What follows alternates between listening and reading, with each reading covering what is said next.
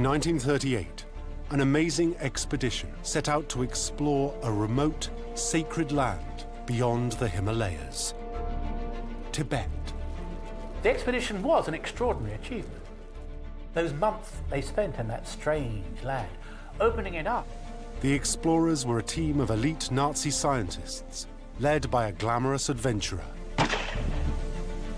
He was the Indiana Jones of the Third Reich. Dispatched on a mission by the most feared man in Nazi Germany, Heinrich Himmler. His quest was as audacious as it was ambitious. To find evidence that linked German Aryans to the ancient super race of a lost empire. If only Tibet could yield up, the land of the snows could yield up its secrets. This is Himmler's quest to find the fabled lost people of Atlantis.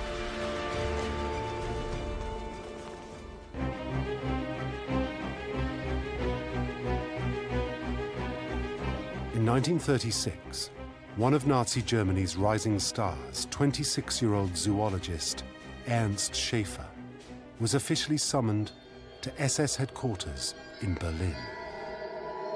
He had an appointment with the most powerful and feared man in the Third Reich.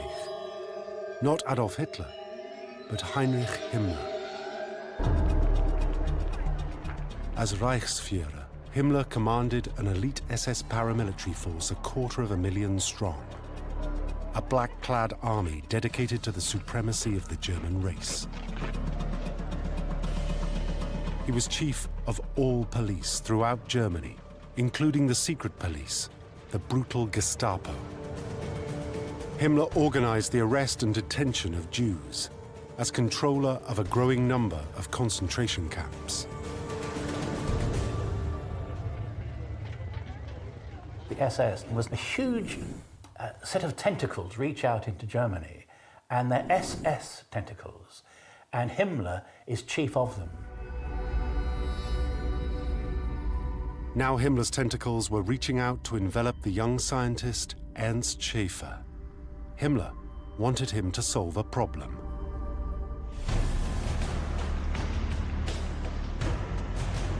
The Nazis claimed that the Germans were the master race, destined to rule. This ideology justified the Germans' domination of Europe and hatred of the Jews. Himmler needed German superiority to be proved a fact. For his proof, he turned to an ancient myth, the lost world of Atlantis.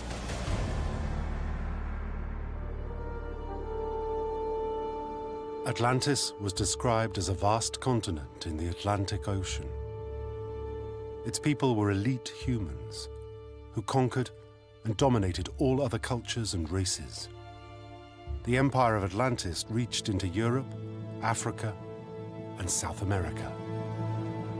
But for Himmler, Atlantis wasn't a story, but historical fact. So Atlantis, he came to believe, Himmler, had actually existed. It wasn't a myth, but it was also scientifically based. There had been an Atlantis. Getting evidence that the descendants of the Atlanteans were none other than the German people wasn't easy. The island of Atlantis disappeared in a day and a night. It was destroyed by earthquakes and volcanoes, consumed by the ocean, and lost beneath the waves forever.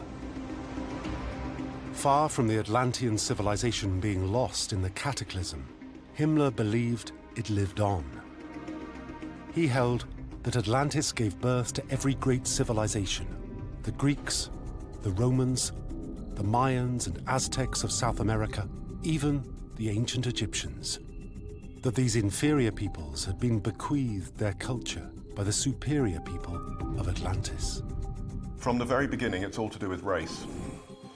Racism impregnates the Atlantis myth. It's about a superior race of beings who spread this knowledge around the world.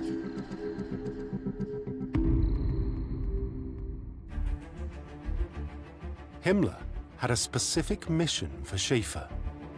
He was to lead an SS scientific expedition and bring him proof that German Aryans were the descendants of this superior race, the lost people of Atlantis. Himmler had chosen Schaefer in particular for this task, not only for his scientific credentials, but because he was already a famous explorer.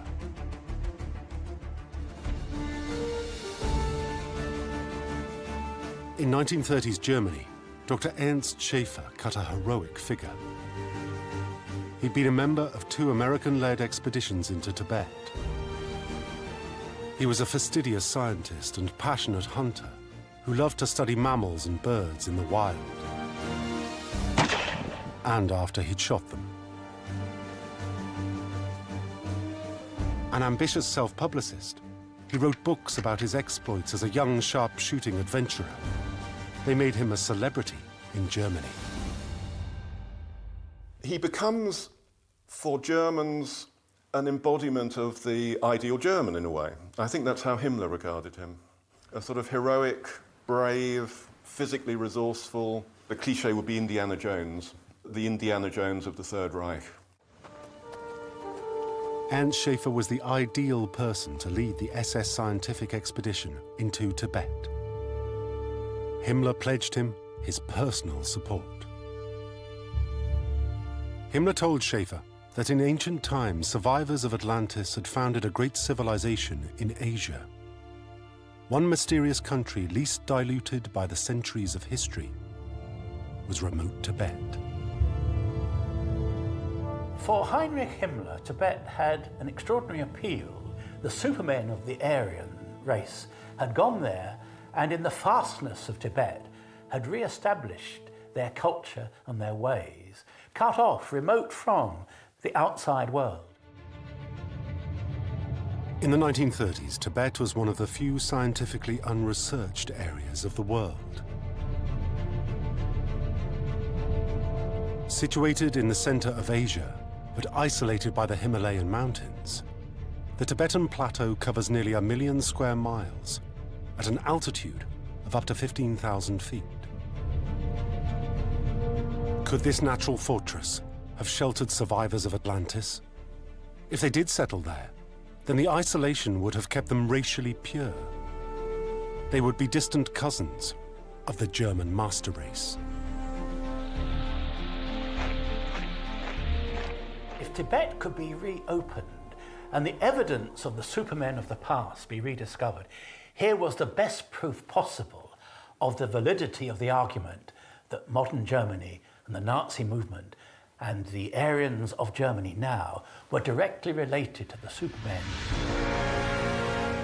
Tibet at this point in time was so unexplored compared to other regions of the world that any expedition to Tibet would be a big coup. To lead his own expedition into Tibet was a dream come true for the ambitious Schaefer. But there was a sting in the tail.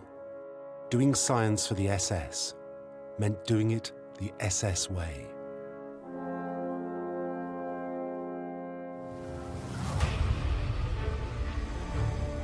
In 1935, Himmler set up the Ahnenerbe, a research organization within the SS. Its job was to prove Nazi ideology. The idea is to help a number of German scientists dig into the past of the German peoples and in a way to endorse them as the superior people of Europe. The Ahnenerbe recruited corrupt scientists and scholars prepared to ransack Germany's past and glorify it. We would say that Ahnenerbe is an attempt to rewrite history.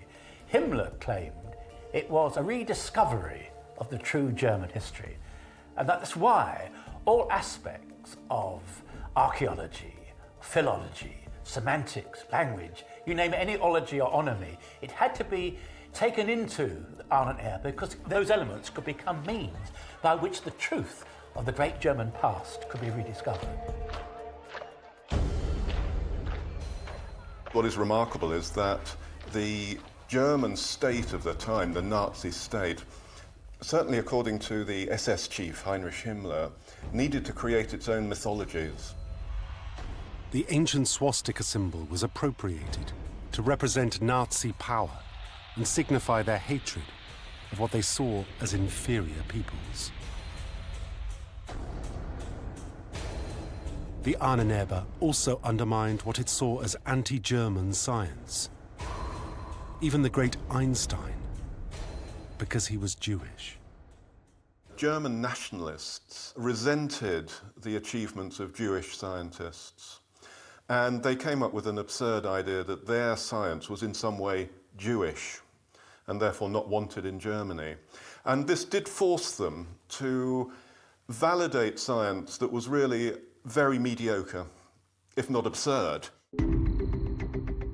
Schaefer's scientific pride faced an even bigger challenge. Himmler's quasi-historical account of Atlantis, backed by the Ahnenerbe's pseudo-science, was to him a fantasy without foundation. As a scientist, he didn't believe a word of it. Schaefer thought that he could ride the Nazi tiger, and that this expedition would ensure a glittering scientific career. I think he was quite ambitious in many ways, but also very much willing to manipulate people, willing to manipulate institutions so that he would get what he wanted. Desperate to return to Tibet, Schaefer couldn't resist Himmler's offer. So Schaefer made a devil's pact with Himmler. To realize his ambition, he agreed to an impossible task. And ultimately, he would pay a heavy price.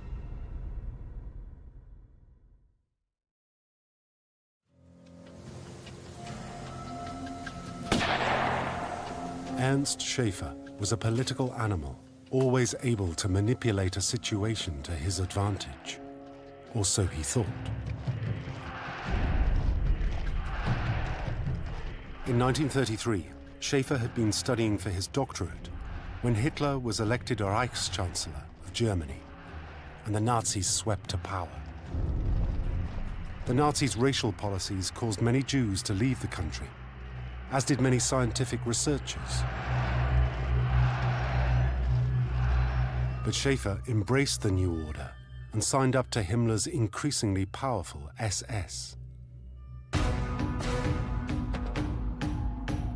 In Nazi Germany, that's how ambitious young scientists got ahead.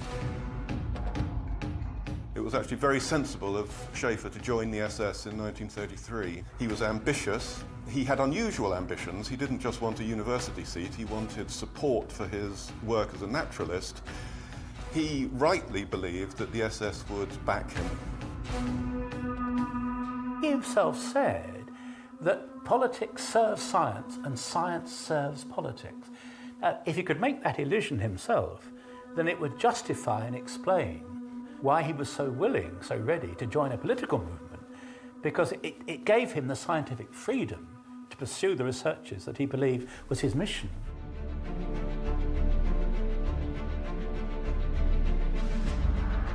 But Schaefer found the realities of mixing politics and science impossible from the start. Schaefer's meticulous scientific methods would never chime with Himmler's bizarre cut-and-paste theories. So while Schaefer benefited from official SS support, he also suffered from official SS interference. The Ahnenerbe plied him with its preferred candidates to join the SS expedition to Tibet. Corrupt archaeologists, self-styled mystics, and pseudoscientists. Now, the Ahnenerbe is very curious because there are some genuine scientists working for it. They're probably rather embarrassed. But there are some cranks as well. You have a fellow called Willigut, or Weisthor, who is literally insane. And yet, Himmler regards him as a kind of guru, as a wise man. People like Schaefer, they're appalled when they stumble on people like Willigut. You can imagine their reaction, what am I doing here with people like this? pseudoscience was anathema to the rigorous and ambitious Schaefer. Risking Himmler's wrath, Schaefer rejected the Ahnenerbe's candidates. Schaefer was able to resist some of the more overt pressure that Himmler was putting on him. Schaefer also was able to keep his distance from the Ahnenerbe, the ancestral heritage, as such, and be semi-independent, really, of all of it. Schaefer's vision was very different and very clear. He wanted to conduct an objective scientific survey of Tibet, a comprehensive study of its terrain and wildlife, of its people and their customs.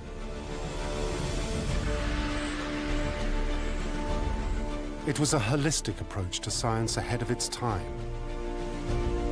The great naturalist Charles Darwin had the Galapagos Islands. Ernst Schaefer would have Tibet. Schaefer and a number of other European naturalists believed that the Himalayas were a kind of source point for many different species, if not all species in the world. So to go to the Himalayas, which is where Tibet is, was a means of going back to the source, of understanding how species developed and spread across the world. There was a theory that Tibet was essentially like a sort of waterfall of species, and that there was something interesting happening there genetically. Schaefer wrote a manifesto describing the kind of men he wanted to take with him. An ideologically homogeneous, healthy team, comradeship according to soldierly principles, in which each member possesses, in addition to his sound knowledge of his subject, of which he is a master, also as much versatility as possible. Schaefer wanted true scientists, but he was still playing a political game. Himmler wanted each scientist to have one vital qualification: membership of the SS. There were plenty of academics in this period who were not members of the SS.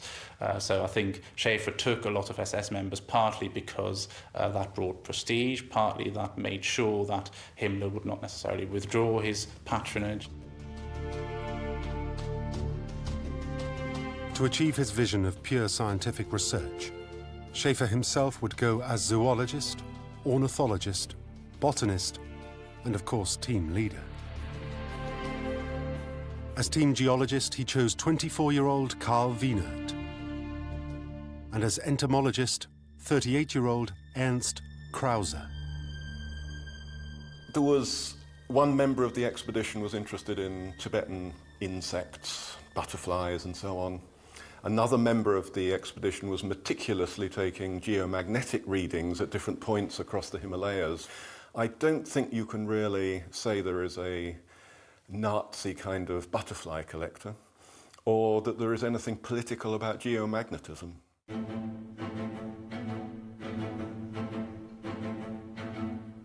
But Schaefer couldn't ignore Himmler's quest to find evidence of an ancient Nordic invasion of Tibet. So he did accept one Ahnenerbe candidate onto his team, 26-year-old anthropologist Bruno Beger. When you come to Bruno Beger, the expedition anthropologist, I think you are looking at a political scientific research project, which is to investigate the connections between the peoples of the Himalayas and Europeans. Deciphering a person's racial heritage was Beger's speciality. He'd been trained to do this by measuring people.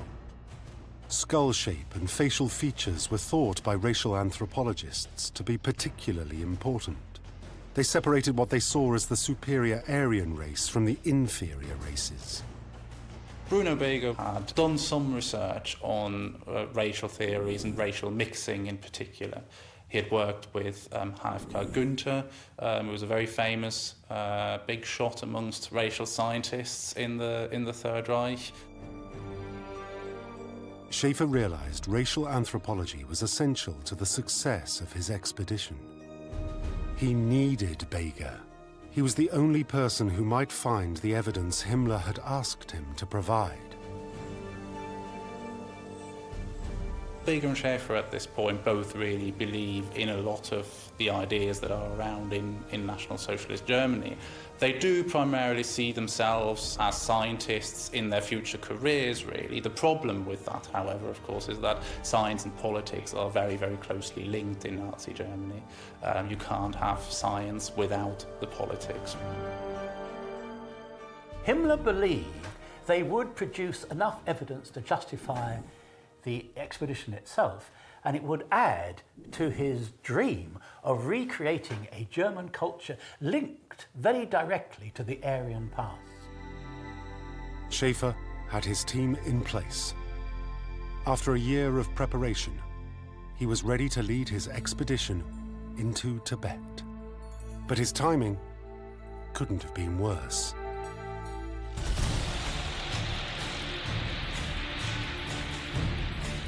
By the spring of 1938, Europe was in political turmoil. The German war machine was gearing up. The Nazis had reoccupied the Rhineland taken from Germany at the end of the First World War, and now marched into German-speaking Austria, the first steps to a greater Germany. The international situation didn't stop Schaefer's expedition setting out from Berlin on April the 19th, 1938. But it could stop him getting to Tibet. War in Asia left Schaefer only one possible route to Tibet, through India. And this brought him into direct conflict with the British Empire.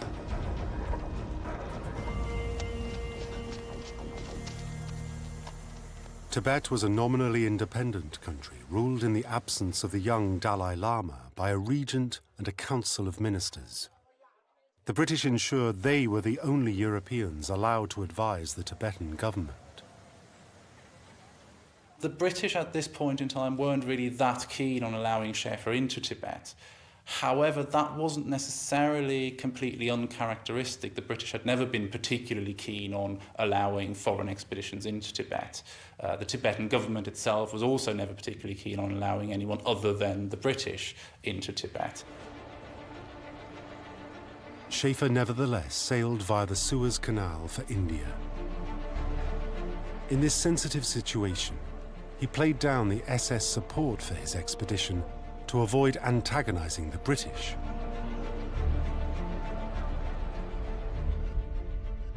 But a Nazi newspaper ran a glowing article celebrating the expedition's glorious SS connections.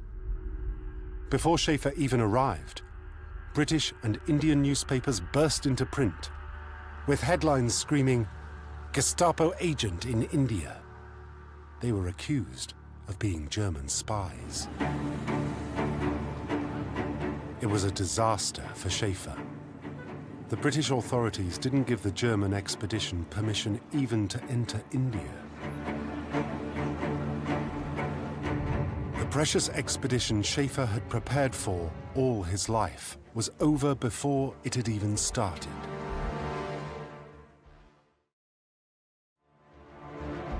Again, Himmler's personal support was crucial. He wrote a bitter letter of complaint to Britain, read by the British Prime Minister, Neville Chamberlain. You know yourself that up to now my attitude towards every Englishman who has come to Germany has been entirely friendly. For that reason, I am the more astonished that the English should treat one of my men in a brusque, wounding and unfriendly way. I cannot imagine the authorities are so stupid as to see in the scientist Dr. Schaefer, officially dispatched by me, a spy. Despite the gathering pace of Nazi Germany's war machine, Britain was still trying to appease Hitler. So after Himmler's intervention, the British backed down. Appeasement is the big word of the time, that Britain has accepted that avoidance of war is the prime consideration, and therefore wants amicable relations as far as they can be achieved with Germany. The British eventually gave Schaefer permission to go into northern India, to explore the remote province of Sikkim. but he was expressly forbidden to enter Tibet without official leave. Schaefer was not a man to take no for an answer, but he had to take what he could get, for the time being.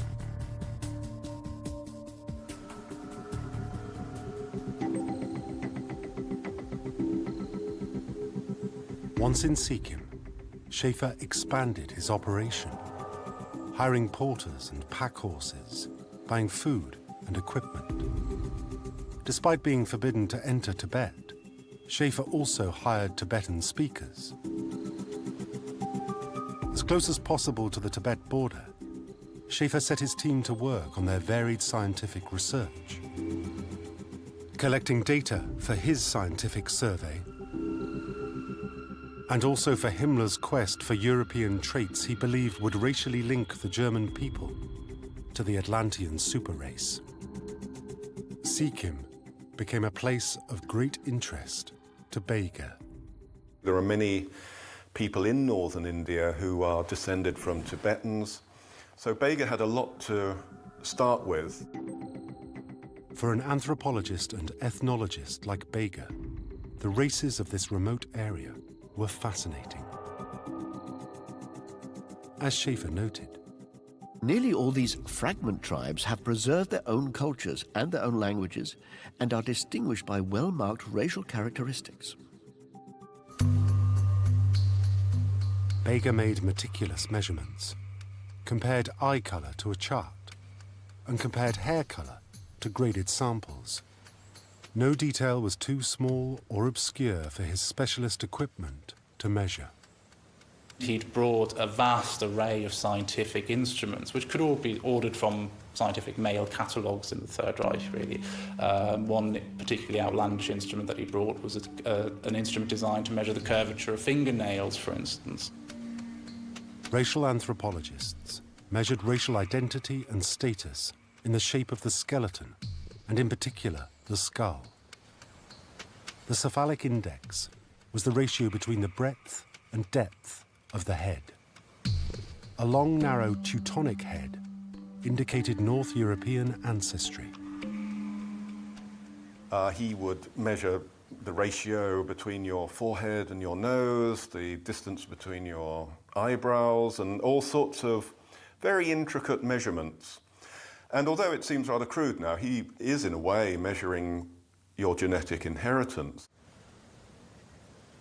If they could prove by physical measurement of the head and the face and so on, that indeed the Tibetans were a direct link physically with modern Germans, then the link between the Supermen notion settled in the Shangri-La of Tibet and modern Germany would be made.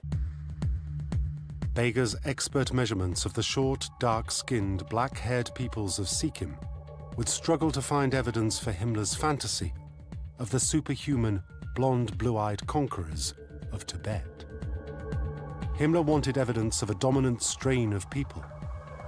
In his mind, these would naturally form the upper class, the Tibetan ruling elite.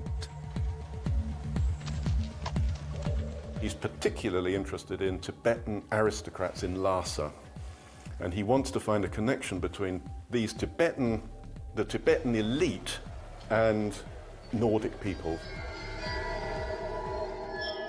But the British had condemned Schaefer to fester in Sikkim. As weeks turned into months, he realized his expedition was doomed to fail if they couldn't get over the Tibetan border.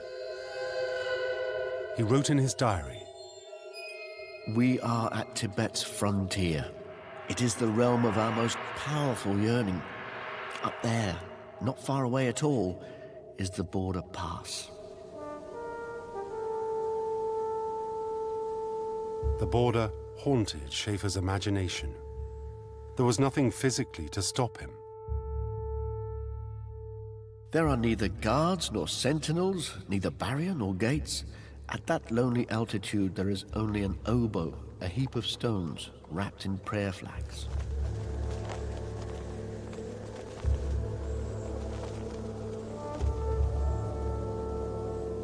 Schaefer, in desperation, was even considering sneaking over the border. If he did, he risked more damaging anti-Nazi headlines and an international incident. But if he didn't, he'd face Himmler's fury. No one on the expedition wants to go back to Germany, having not got to Tibet. So for Schaefer, this is a crisis moment.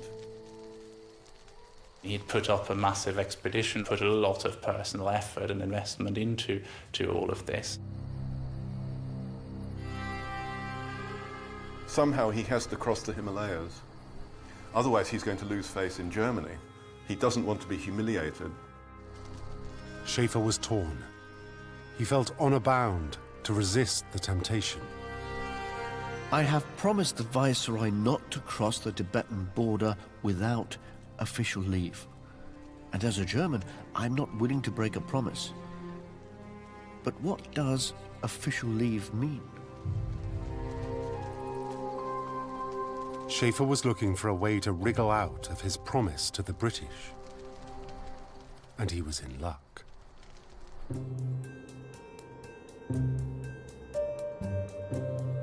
One day, Bega noticed a rather well-dressed Tibetan riding past the camp. He recorded the event in his diary. Suddenly, a Tibetan appeared. My next thought is to measure him. Then our native translator whispers to us that this is a high official. Here was an important advisor to a man of influence, Tering Raja, a Tibetan prince who ruled the province just over the forbidden border. Schaefer seized the opportunity to ingratiate himself with the Tibetan ruling class. The charm offensive might be his first step on the road to Lhasa. The team got off to a good start, observing Tibetan protocols as they served tea.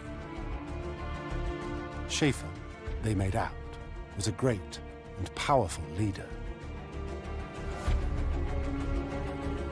Schaefer, in his turn, spoke of his love of Tibet and how he yearned to see Lhasa, and they showered their honored guest with gifts. Schaefer gave him a begging letter in Tibetan to take to his master, Tering Raja. He hoped the prince might intercede with the ruling council to let him enter Tibet. It was a slim hope, and all Schaefer could do was wait.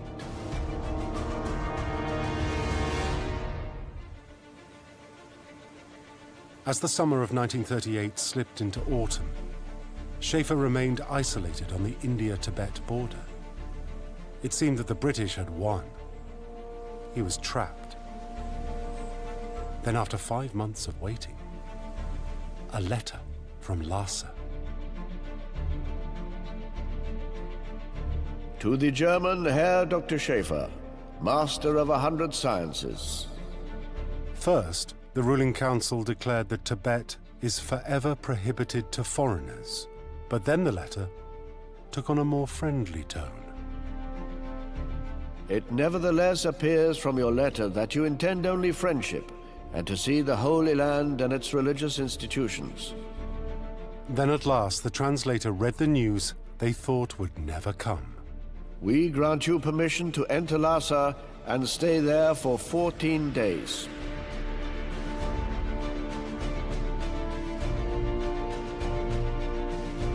The elation was indescribable.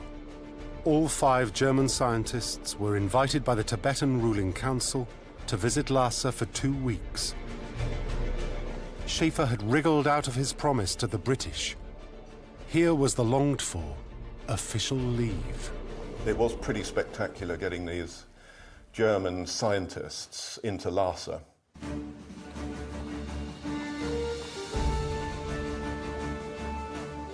Getting into Lhasa was a big propaganda coup, really, for Nazi Germany.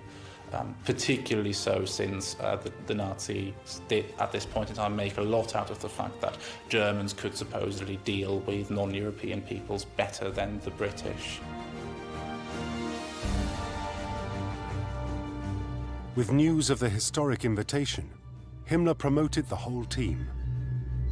Schaefer to the rank of Hauptsturmführer, a captain, in the SS.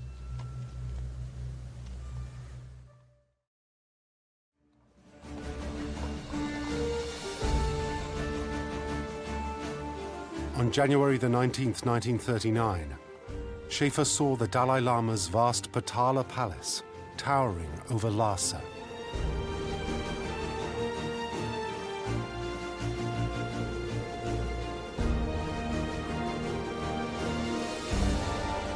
It was an historic occasion. They were the first Germans ever to enter the holy city. The Tibetan government had officially invited Schaefer, so he expected a grand welcome. But just a single official greeted them. A British representative in Lhasa had intervened and changed the ruling council's minds. Schaefer's great coup would soon turn to abject failure if the nobles of Lhasa ignored his expedition. Now Schaefer the politician got to work. Showing due deference, he lavished the finest gifts on the ministers and nobility of Lhasa. What Schaefer did in Lhasa, there was definitely a fair bit of politics. Schaefer was trying to build up friendly relations with the Tibetan government. Up until that point in time, the Tibetan government had only really dealt with the British government. Schaefer paid particular attention to the regent, Rating Rinpoche, the ruler of Tibet. Schaefer found he had a unique advantage over the British in getting close to the Tibetans. Germany and Tibet, he told them, shared a common bond: the swastika. For centuries, Tibetans had regarded the ancient symbol as a sign of good fortune and permanence.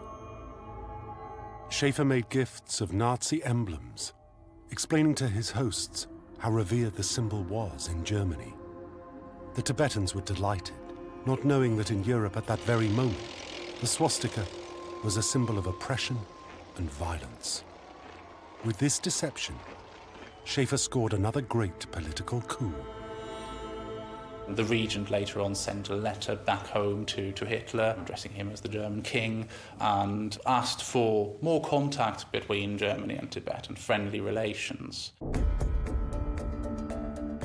To His Majesty Adolf Hitler, I have pleasure to let Your Majesty know that Dr. Schaefer and his party, who are the first Germans to visit Tibet, have been allowed without any objection, and every necessary assistance is rendered on their arrival.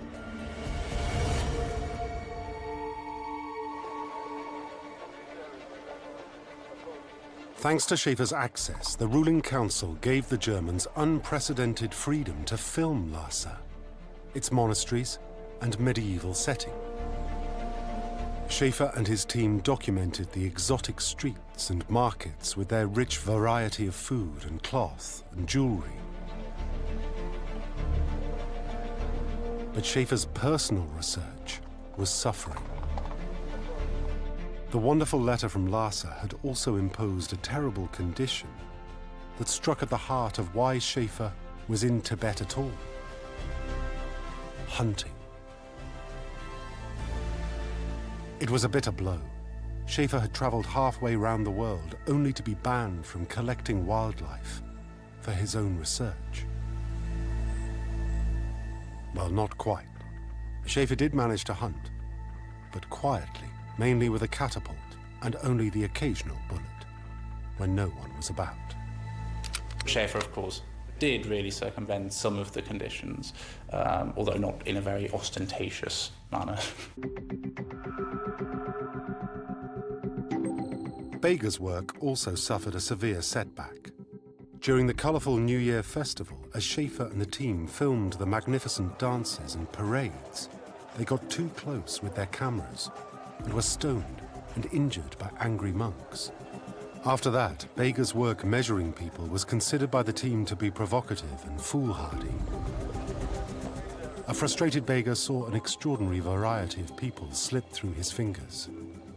Shaven-headed monks in dark red robes, burly yak herders dressed in heavy sheepskin, delicate officials in shimmering chubas, and what he described as many beautiful and tall people with even features. He couldn't gather any hard physiological data, that might fulfill Himmler's quest. Yet while the science expedition was stalled, the Germans remained great friends of the regent. He extended the expedition's stay from 2 weeks to 2 months. Schaefer had sidelined the British, much to their annoyance. Well, the British were worried partly that Schaefer would be able to stoke up anti-British sentiment in Tibet. In fact, this becomes more and more of an issue throughout 1939 as appeasement in Europe started to fail. In September 1938, in a spirit of appeasement, the British had brokered the Munich Agreement and let Nazi Germany occupy the largely German-speaking Sudetenland, then part of Czechoslovakia. But 2 months later came Kristallnacht, one night of violence by brown shirts and civilians that left 91 Jews dead and 30,000 in concentration camps. The true nature of Nazism had been revealed. The time for appeasement was over.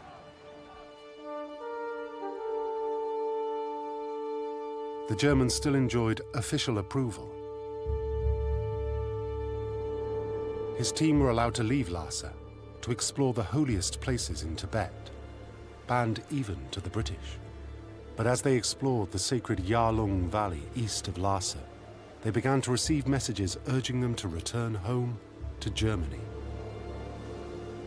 Schaefer was keen to stay and explore areas that hadn't been explored by many other people, just to make his expedition special, just to really enable him to use what he was doing to obtain fame, really, back in Germany.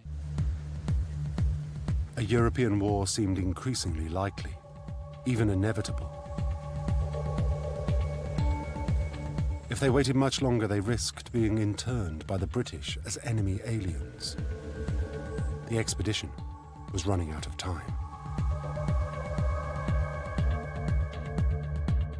By March 1939, Nazi Germany had expanded east again to occupy Bohemia and Moravia.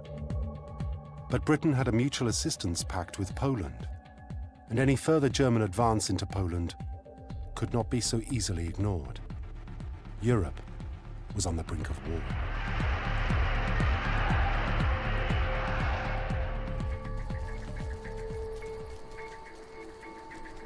Even the ebullient Schaefer was becoming increasingly anxious about British intentions and began to fear arrest and detention in India.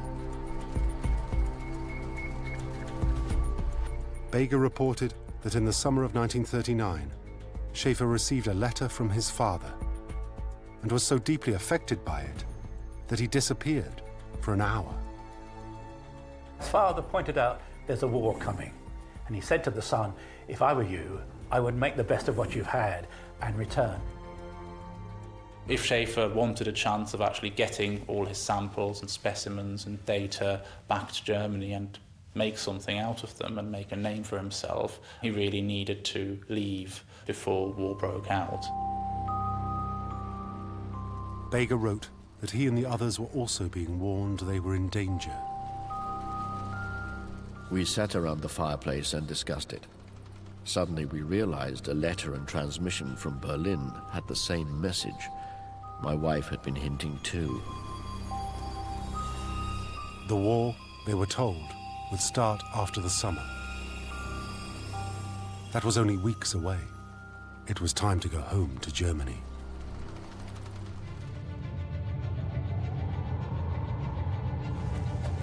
Despite the rising political tension and Schaefer's fears of capture and detention, the team were allowed safe passage through India by the British. The 5 SS officers were even able to fly out of Calcutta with British Indian Airways. But what would Himmler have to say about Schaefer's lack of evidence for his quest for the people of Atlantis? And what might he do?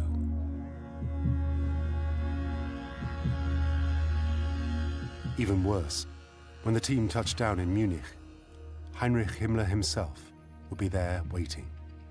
Now would come the reckoning.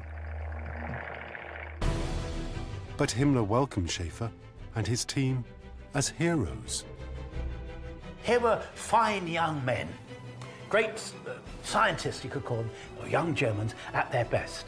It showed them opening up the world, or restoring the evidence, looking for the evidence, being adventurous, giving Germany that sense of encompassing some of the best virtues and values of a modern civilization linked to the Aryan past. That they didn't make the link in physical hard terms, in a sense, didn't matter. The expedition in itself was its own justification. Himmler was elated by Schaefer's achievements. In Tibet, he had trounced the British and proven German dominance in the region. The propaganda value of the expedition was definitely greater than the scientific value of the expedition. Himmler certainly was delighted by the outcome, shaking the expedition members' hands at the airport. Just 27 days later, Nazi Germany, fatally committed to its policy of territorial and racial domination, invaded Poland. The Second World War began.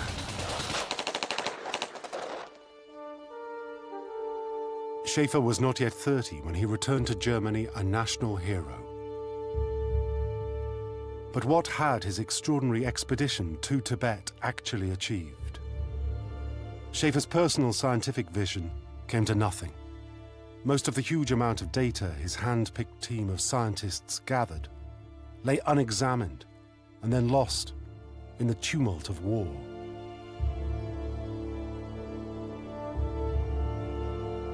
What of the proof of the super race of Atlantis?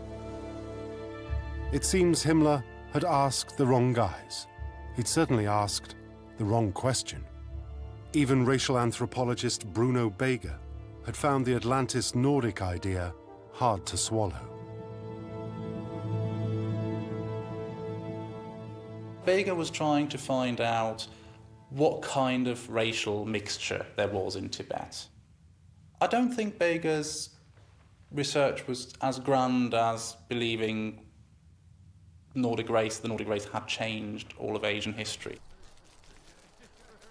Bruno Beger said that when they were gathered round the campfire in northern India or Tibet, they would reminisce about some of Himmler's stranger views and laugh about them.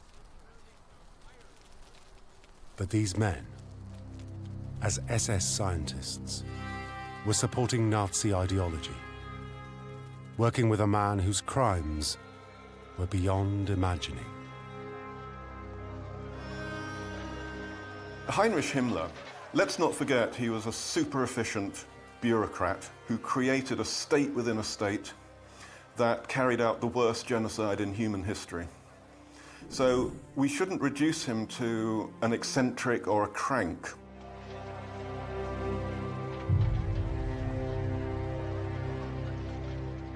Himmler, to avoid trial for his crimes and death by hanging, committed suicide after the war. In February 1943, Beger was sent to Auschwitz to make facial masks of prisoners. Soon afterwards, 109 Jews he had worked on were gassed for an infamous Nazi project, the Jewish Skull Collection. In 1971, Beger was tried and convicted as an accomplice to murder. He received a 3-year suspended sentence. After the war, Schaefer's glittering career evaporated. He took a job creating a wildlife park in Venezuela, one of the sanctuaries for Nazis in South America. Schaefer's life was cursed by his membership of the SS and close association with the evil Heinrich Himmler.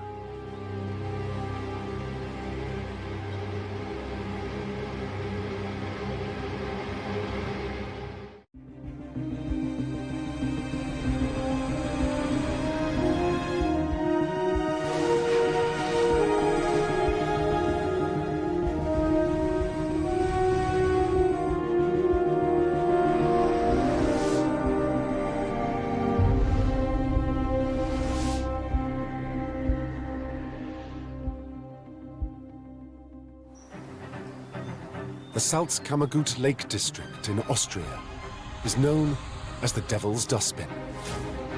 At the end of World War II, rumors spread that the Nazis came here to hide Europe's plundered gold. Gold oiled Hitler's war machine. Gold was essential to Hitler. As the Allies closed in, the Nazis started hiding their loot wherever they could. I saw them throwing the boxes into the lake. And there's one lake so deep and so remote that it's said to have been the Nazis' favorite dumping site. Lake Toplitz.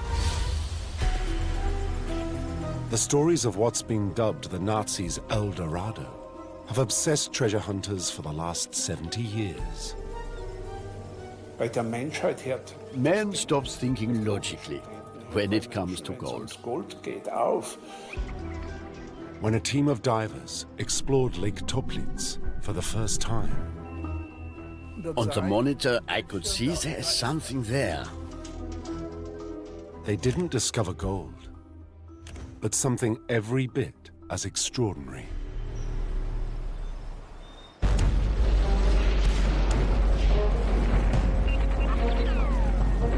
The dying days of World War II.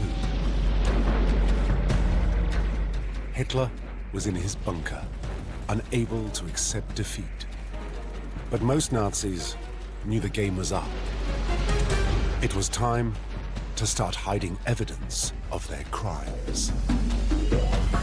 A unit of SS officers were instructed to transport boxes to the Salzkammergut Lake District in the Austrian Alps. But their mission ground to a halt.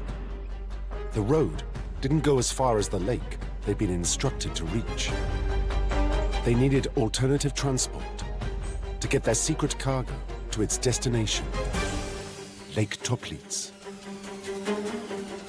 Ida Weisenbacher was 21 years old when the SS woke her grandfather, demanding assistance. At 5 a.m. they called, and straight away they were at the door, the two SS men. They needed a horse and cart to get to Lake Toplitz. And then my grandfather said, that's not possible. The horses haven't been fed yet. No, they needed the horse and cart. It was really important. You've got to harness the horses.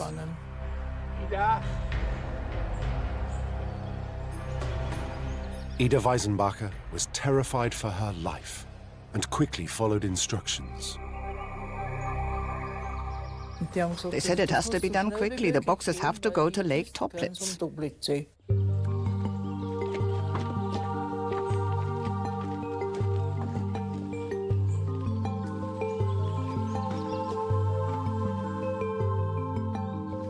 But Ida noticed something that puzzled her.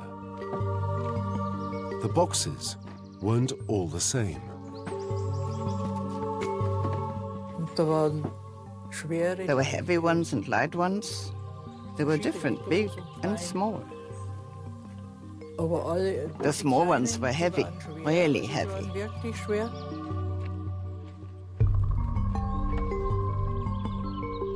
Ida asked what was in the heavy boxes, but was met with a stony silence.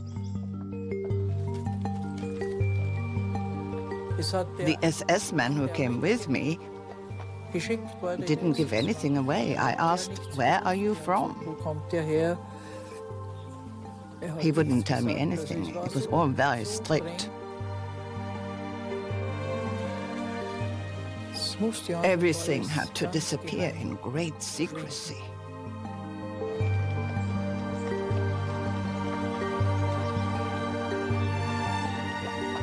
Ida made the journey 3 times, and when they got to the lake the second time, she witnessed something bizarre.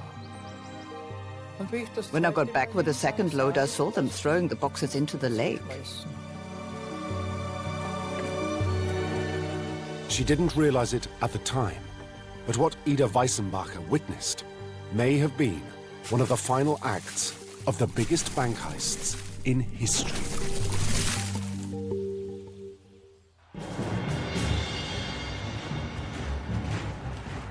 The sheer scale of the Nazis' theft of Europe's treasures was astonishing.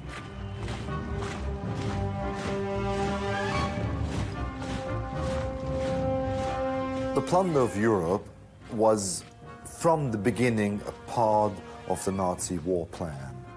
It was their idea to collect everything which was valuable across Europe.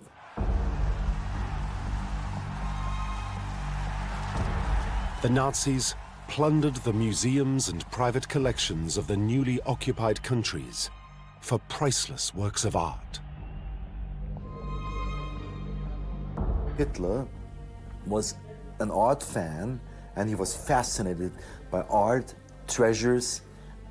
He collected things. He tried to get hold of ancient paintings, ancient statues by famous painters, by famous artists.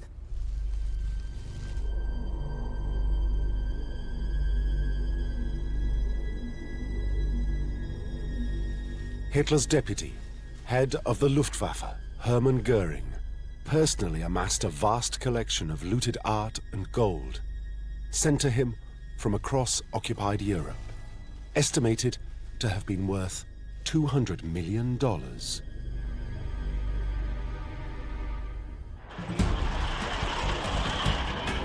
But from the beginning, what the Nazis wanted most of all was gold. Gold bars that could be stored in bank vaults and exchanged for foreign currency whenever it was needed. It started in 1938 with the occupation of Austria.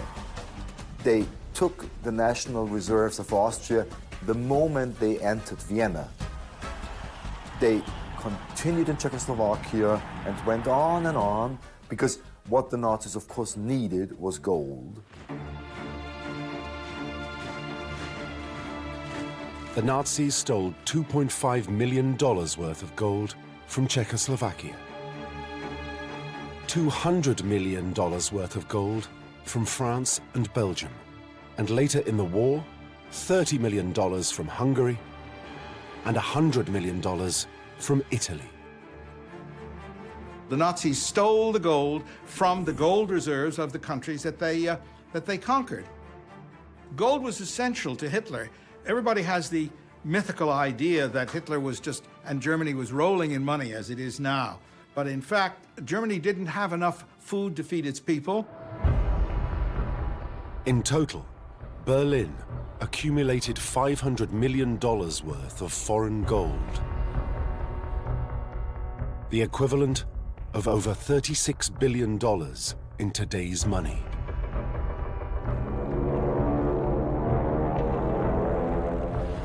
Gold fed the Nazi war machine. They smelted down the gold, they stamped it with fake stamps as if it came from the Prussian mint, and they sent it to Zurich, and the Swiss gave them foreign currency for it.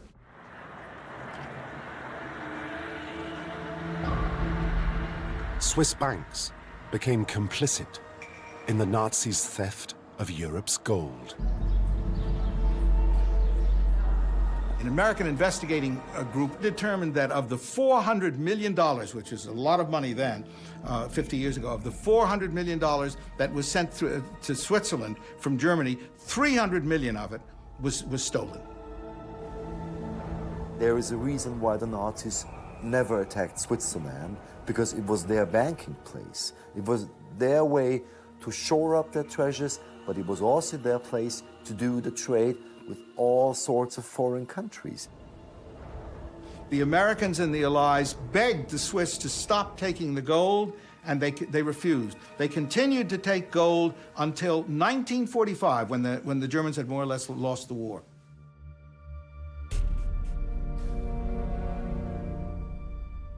But there was only so much gold in Europe's banks Hitler and his armies could steal. The SS were instructed to find alternative sources. They began to run out of gold, so what did they do? They did, as we know, this terrible war crime. Before the Jews were killed in Auschwitz, they pulled the gold out of their mouths, and they melted it down into bars.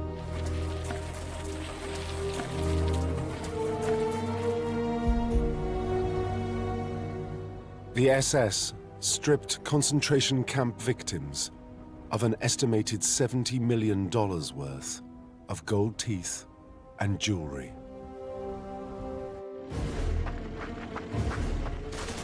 But by 1945, as the Allies swept into Germany, some Nazis began to consider the unthinkable. What if they lost? Where would they go? And what would they do with their stolen gold? The Germans kept these gold bars and other robbed treasures, and particularly art, out of the way of anybody who might have grabbed it.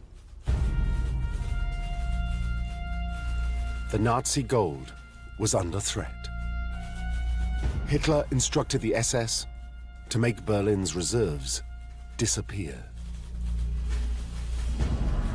They started to move things, to move treasures, to move gold underground in mountain deposits.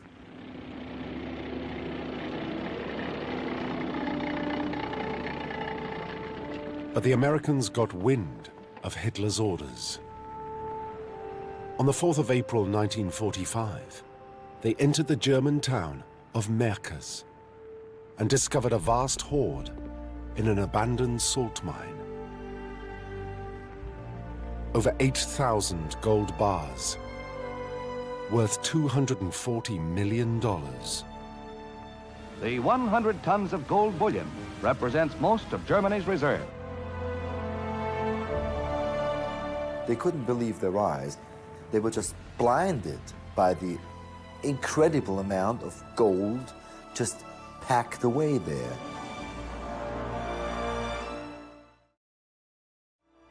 It wasn't just gold, but over 1 billion German marks, millions in foreign currency, and 400 tons worth of priceless works of art. But it was only part of the stolen hoard. The Allies knew the Nazis were on the run and looking to hide. One of the best places to do that was Austria, and specifically the mountains of Austria and the Salzkammergut.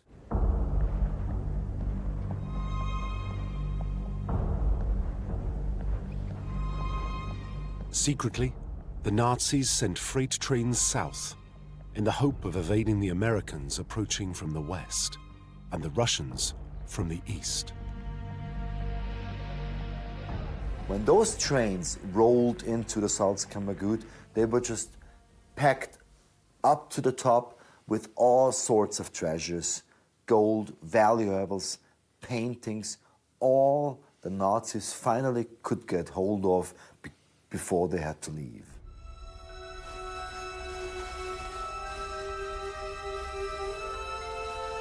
Some of Hitler's most senior generals fled with their loot, including second in command in the SS, Ernst Kaltenbrunner. Kaltenbrunner, this high-ranking SS criminal, took the stuff he had collected during the years of his career and brought it back here to the Salzkammergut. Kaltenbrunner took refuge in this house by Lake Toplitz, 16 miles from Lake Toplitz. Kaltenbrunner tried to contact the Americans because he had these plans to make a separate peace with the Americans.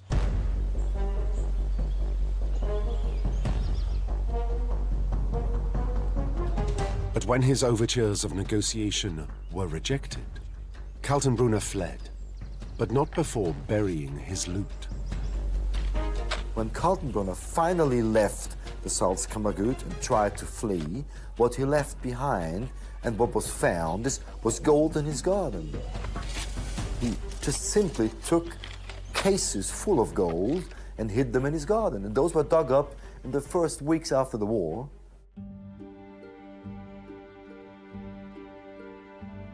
But it wasn't just Kaltenbrunner burying gold. In the south of Austria, American GIs uncovered over 700 Nazi gold bars buried in a shallow hole in the ground. and the stories of hidden Nazi gold started to percolate throughout the Salzkammergut. There is eyewitnesses telling you about famous Nazis, just like Heinrich Himmler, the head of the Gestapo, coming here in the final days of the war, riding into the Salzkammergut, together with about 15 officers on motor cars with sidecars, and that they were full of cases with valuables and gold. And they went up to the mountains and didn't come back. But the majority of the rumors centered on one lake. The same lake that Ida Weisenbacher had witnessed boxes being thrown into. Lake Toplitz. Toplitz is an absolutely fascinating geological phenomenon. It's a long lake. It's a ravine that's filled in as deep as Big Ben, several hundred feet.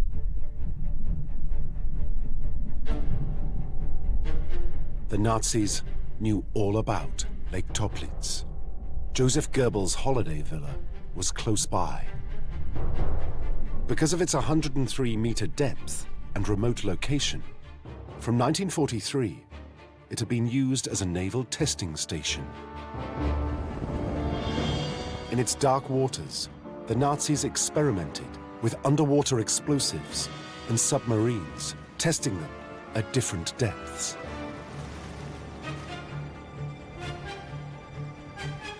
They fired torpedoes from underwater into the lakeside mountain, gouging out large cavities in its canyon walls. The Germans used it to test new submarine missiles. They tested a submarine missile that eventually became the Polaris missile. So there's a lot of junk at the bottom of that lake. Used ammunition, God knows what.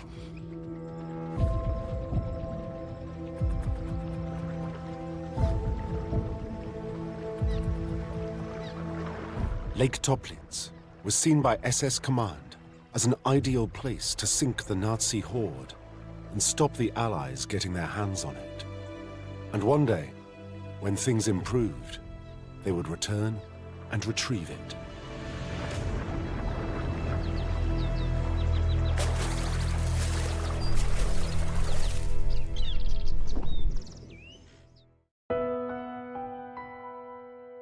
Eyewitness Ida Weisenbacher still lives just a couple of miles from Lake Toplitz and remembers the day the SS arrived. It's the same house she lived in as a young girl when she was ordered to help them transport heavy boxes to the lake. I said, are you crazy? Why would you throw them in the lake? No, they had to go in. There was something that didn't belong here anymore.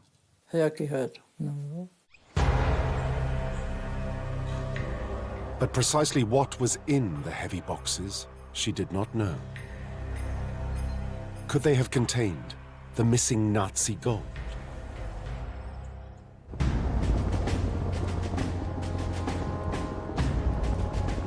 A week after the SS dumped their load into Lake Toplitz, on the 8th of May 1945, the Nazis surrendered.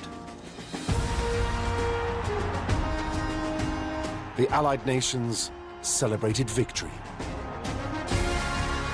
But where was all the missing Nazi gold?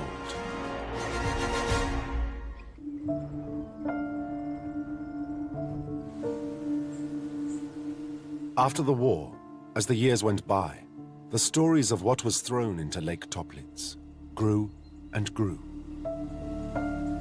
Because of what Ida had seen, and the reports of buried gold being dug up, everyone seemed to be convinced that there must be gold lying at the bottom of the lake.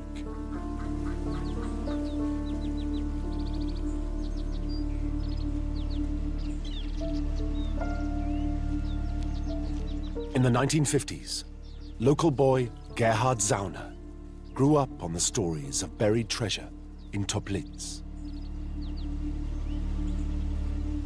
As children, we discovered a lot of things that were thrown into the lake after the war. I went to these places hundreds of times, And with your fingers, you go through the silt. Over here, one Nazi bigwig lived, and over there another. And in the lakes they lived next to, you could find things.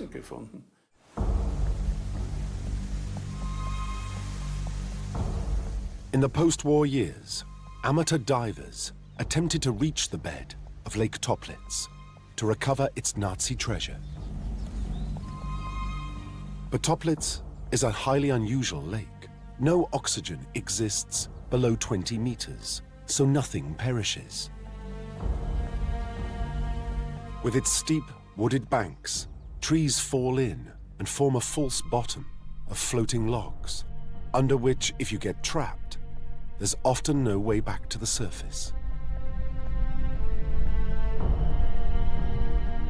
Two German scientists who had worked in the Nazis' naval station during the war drowned when they attempted to get to the bottom of Toplitz. Their deaths only heightened the rumors of what was hidden in the lake. Only now, people said the lake was cursed.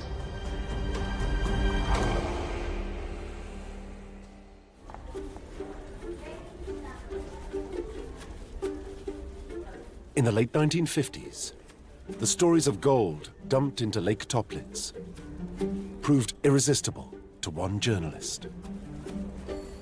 Working at Germany's biggest-selling magazine, Der Stern, investigative reporter Wolfgang Loerde had reached the top of his profession. In those days, you always had to be there first and come back with a picture and a story for the magazine. And it was tough having to be the first all the time. It wears you out. I even had a plane at my disposal. Loerde painstakingly pieced together the story of what happened at Lake Toplitz, collating information gleaned from Nazi documents, local rumors, and even the confessions of former Nazi generals in South America. At first, I didn't know anything about the code. I only stumbled upon it when I did some research afterwards into how things had happened.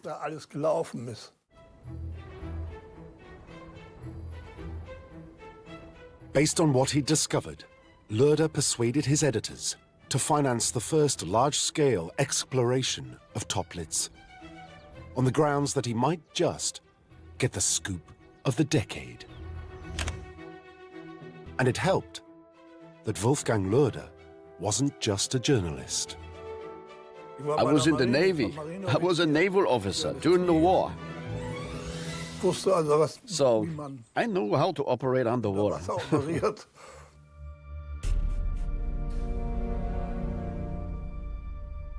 Toplitz is fed from a smaller lake above and feeds into a larger lake below, which gives it a sequence of unique but dangerous currents. Loerde had to establish exactly how he could navigate the precarious movements of the lake all the way to the bottom, 103 meters down. I had to calculate with what speed and at what level the lake would move. I did that in the winter of '58 for the first time. The lake was still frozen and was just starting to melt. And this way you can see exactly how the streams from Toplitz develop.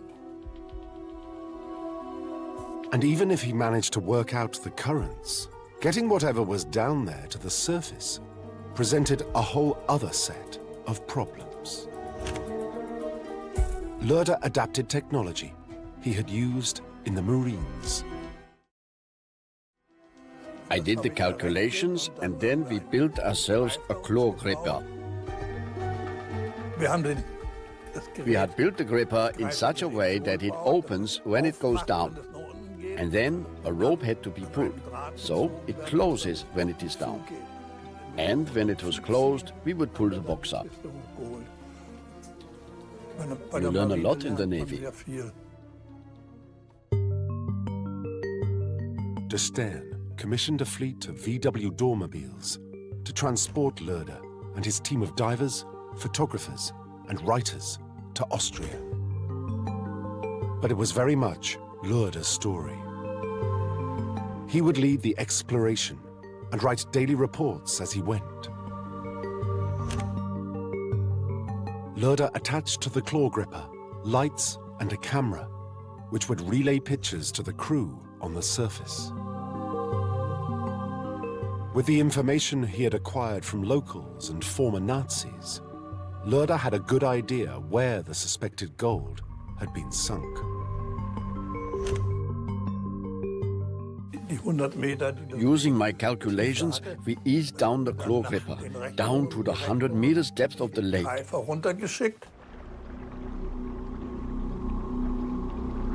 They scanned the entire lake for 2 weeks and found nothing.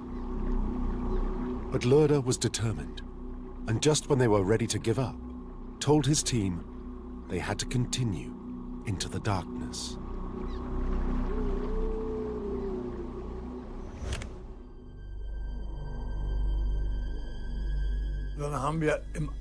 We searched some more at night, with the camera on the bed of the lake. In the beginning, we didn't find anything.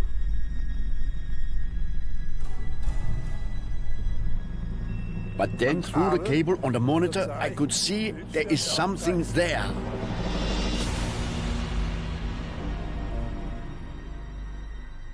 At about 11 at night, we saw a box. Loerder's team could barely contain their excitement. Had they found the missing Nazi gold? The camera lit up the box. Then the claw gripper came and it picked it up. When it was 2-3 meters from the surface, I stopped. Otherwise, the box would have burst open. If they dropped the box, Loerder's story would sink with it. He wasn't going to take that risk. I dived in, tied some rope underwater, and wrapped it around the box. Then I resurfaced and gave them the rope.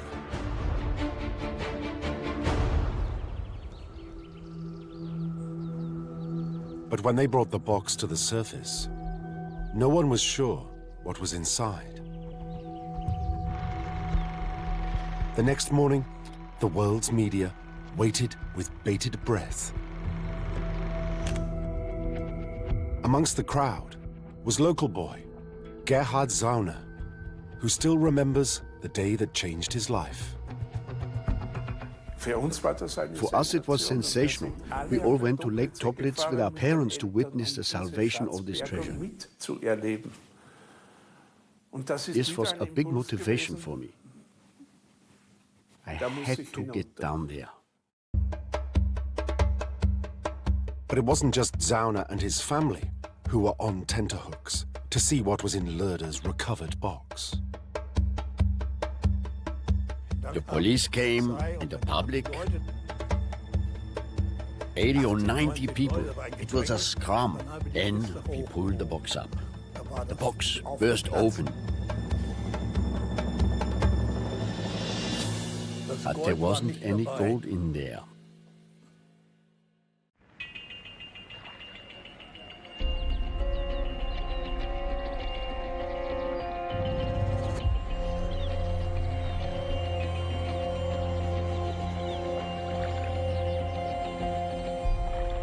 To the crowd's astonishment, the Stern team hadn't found gold, but millions and millions of pristine British banknotes.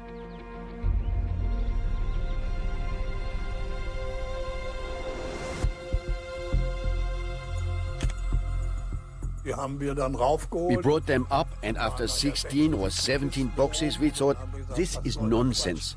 We leave them all down there and tear the lids open underwater, and then we can see if it is gold or...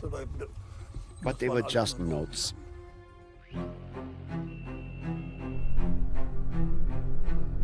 It was the beginning of a whole new mystery. What were these pounds? And why had they been sunk in Lake Toplitz? The mystery deepened when it was revealed the pounds weren't quite what they seemed.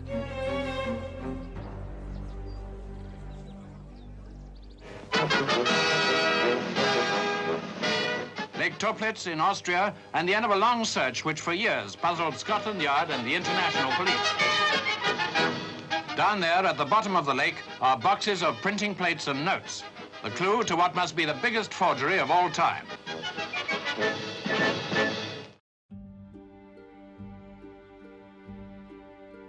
What Loerder and his de Stern team had discovered wasn't gold, but 73 million pounds worth of perfectly forged banknotes. The equivalent of almost 3 billion pounds in today's money. Just why they were there, nobody knew.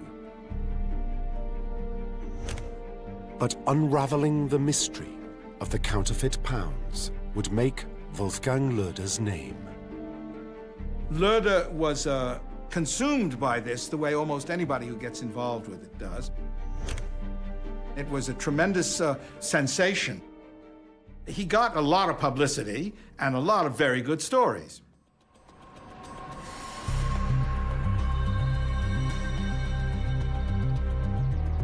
Over 15 editions, de Stern slowly unpicked the truth behind the mystery of Lake Toplitz. What Loerder had found was evidence of the biggest counterfeiting operation in history. The idea of counterfeiting British pounds was actually conceived in the first week of the war.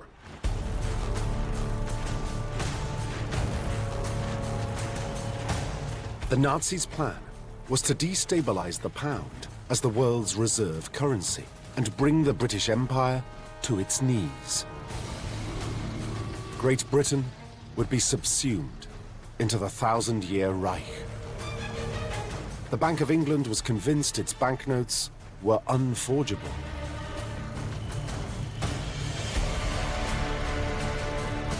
But the German SS had other ideas.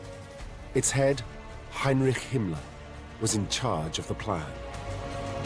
And he had just the person to put it into practice.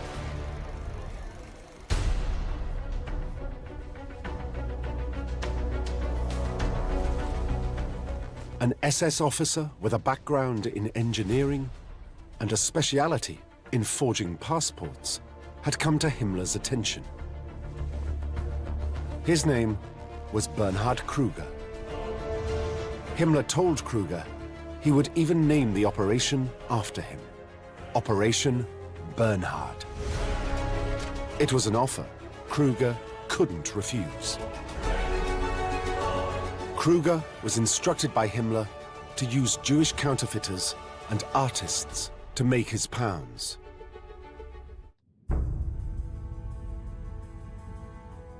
Many of them were already at the Nazis' disposal. Kruger went to Auschwitz, saying, please have everybody, any one of your Jewish prisoners who speaks German and is connected with the graphic arts, just pull their names out and get them ready. And he assembled, over a period of about a year or two, 140 Jewish prisoners in the Sachsenhausen concentration camp just north of Berlin, which was actually the headquarters of all the concentration camps. Kruger then had to decide which pound note was the easiest for his Sachsenhausen team to forge. They decided to print 5-pound notes. Big, impressive 5-pound notes, black and white notes, easy to print. This man was a very meticulous engineer by training, and he got plates that were sent by the Reichsbank's engravers, and they adjusted these plates with all of the special secret markings that the British put on the pounds. They wanted to make really perfect pound notes. Those pound notes, of course, were part of their plans They were supposed to be used for international finance.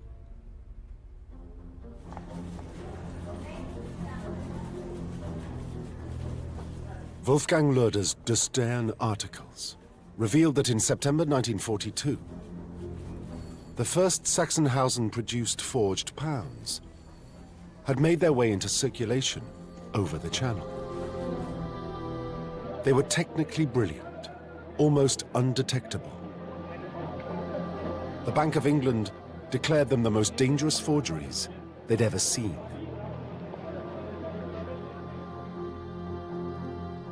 Soon, a flood of forged pounds were appearing, used by the Nazis to buy weapons and yet more gold.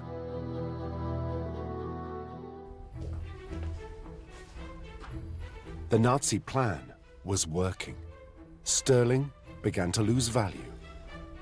But Himmler and the SS had bigger ideas.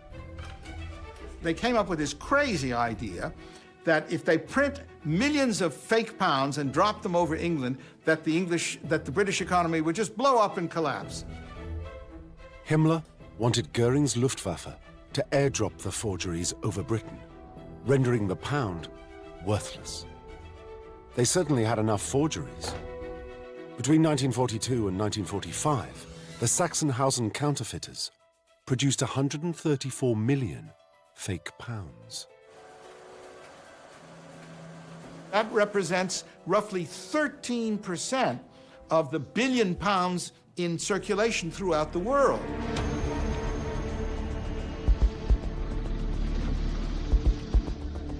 The pound was becoming a suspect currency. Nobody knew which were real and which were the Führer's forgeries. This was the greatest counterfeit in history.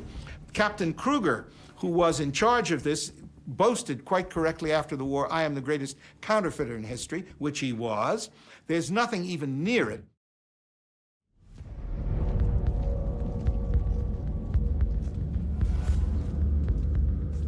But Himmler's idea of a huge airdrop was never realized.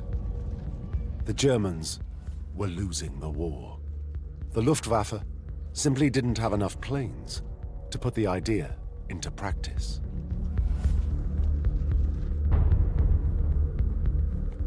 As the Allies approached in 1945, Kruger knew his life and that of his counterfeiters had little meaning to his boss, Heinrich Himmler, who was desperately trying to hide evidence of his appalling crimes. Kruger realized that not only when the thing was shut down that the Jews would get killed, but he, as the bearer of a state secret, probably would get killed too. So the interests of both the SS major and the Jews began to converge.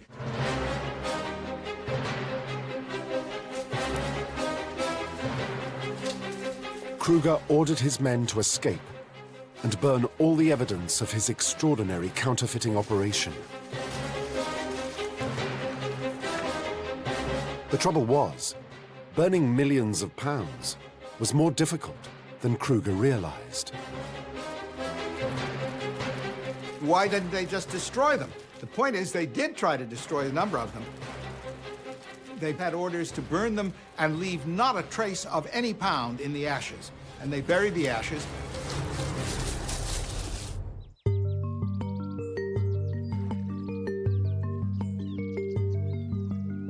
But there were just too many pounds to destroy.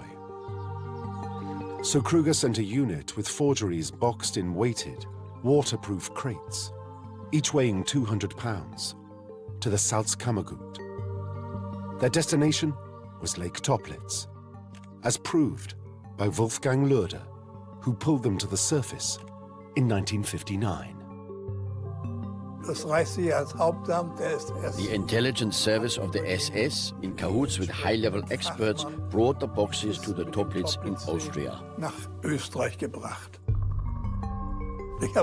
I knew that the boxes were thrown into Toplitz, and I knew who threw them in.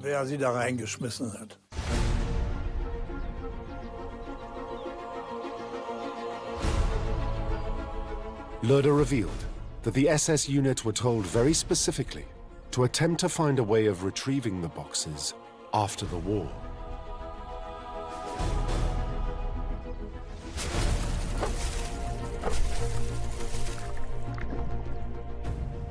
They take the coffins full of counterfeit pounds and they sink them in the lake, but not completely, because each one of those coffins is attached to a rope. Und dann wurden diese Kisten These boxes were tied up to wooden floats with a rope and thrown into the water. und ins Wasser geschmissen. Und ein Bild ist auch da. And in one of the pictures, a little boy, my son, is pulling the float with a rope attached to it. Dran. The ropes from the boxes were attached to logs that would float and indicate where they had been sunk. That way, the SS believed they would one day return and reclaim their sunken loot.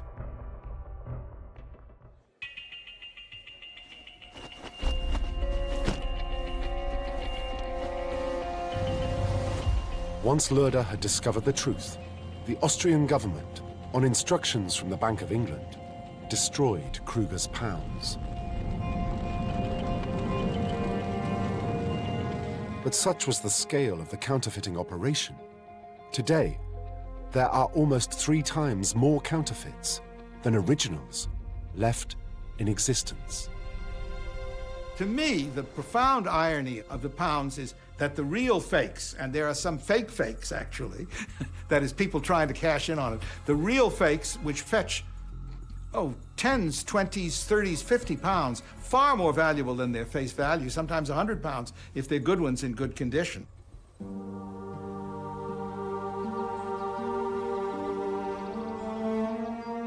But had Wolfgang Loerder unraveled the mystery of Lake Toplitz once and for all?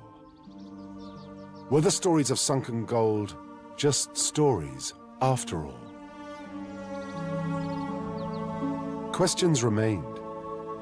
If Toplitz only contained forged pounds, what was in the heavier boxes, as seen by Ida Weisenbacher that day the SS arrived at her door? Could they have contained gold? Stimmt. Absolutely, absolutely. All these boxes haven't been taken out. I'm convinced. There were these small, heavy boxes with the handles. I don't know, but maybe there was gold in there.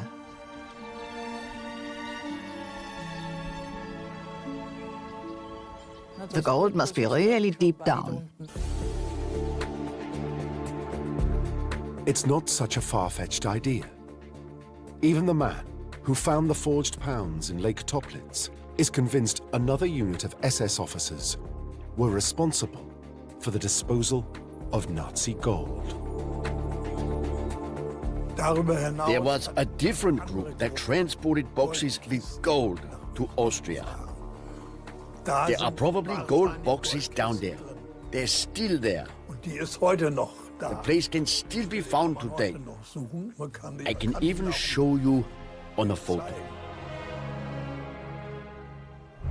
Loerder's convinced this photograph, taken by a naval officer at the time, shows pounds being thrown into the lake in the foreground, but gold being sunk in the back.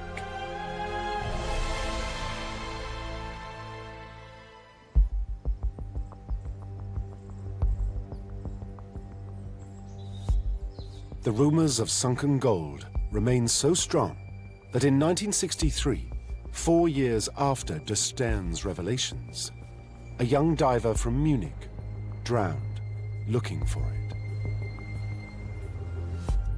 Whilst searching for the body, the Austrian government mounted the first official exploration of the lake. They pulled to the surface equipment from Sachsenhausen and yet more counterfeit pounds, but no gold. After that, the authorities introduced a ban on all underwater explorations of Toplitz, which still exists today.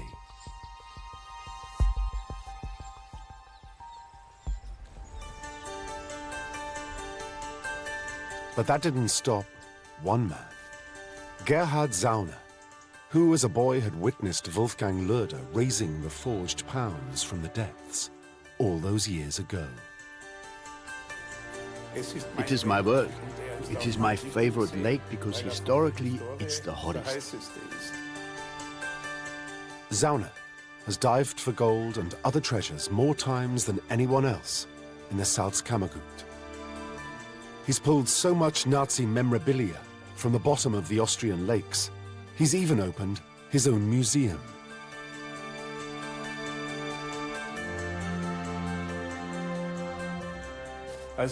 We've had bayonets, rifles, handguns, hypodermic needles, 3 big round mines. One of them is in the restaurant at Toplitz. But Zauner never discovered gold until 1987.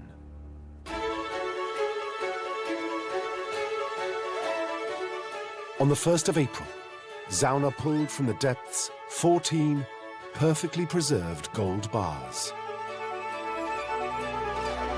Gerhard Zauner, the local dive enthusiast, had raised the Nazi gold. Finally, someone had found it. But all was not as it seemed. We had a very unpleasant policeman who examined my car's tires. They were worn out. He made me pay the maximum fine. But he was actually right. And we thought we were going to do a prank on him. So we had gold bars made and we sank them.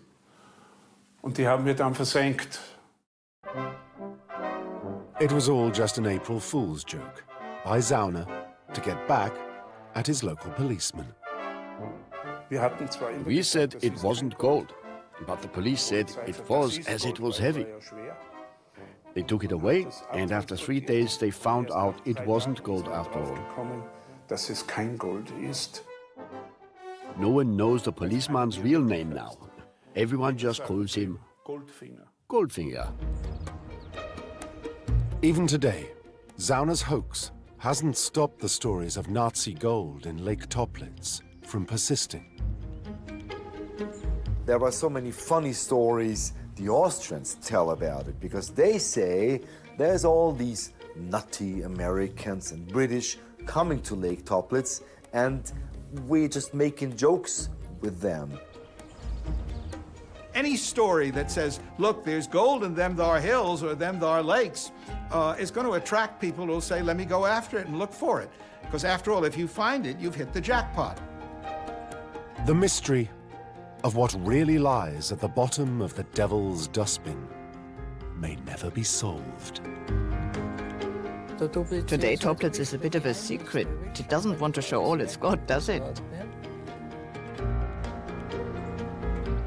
One thing is for sure, there's large amounts of gold and other valuables in the Salzkammergut that have not been found.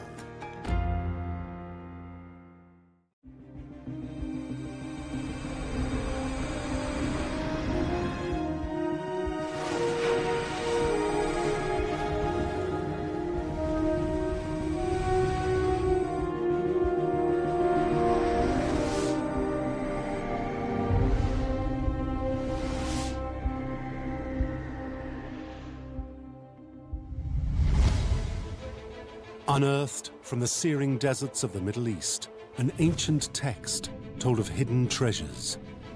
One man believed it was a list of gold and silver plundered from one of the great marvels of the ancient world, the Second Temple of Jerusalem. It's really absolutely the kind of treasure list you would expect to find in a fiction book about a treasure.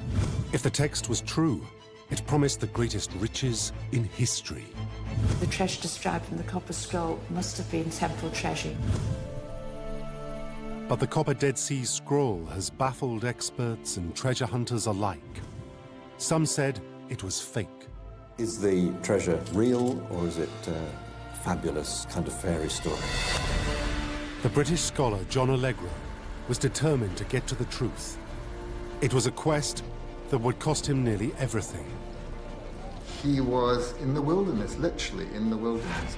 But nothing would stop him in his search. John Allegro was always up for an adventure. That adventure would change his life forever. This is the story of John Allegro's quest to unravel the mysteries of the Copper Dead Sea Scroll.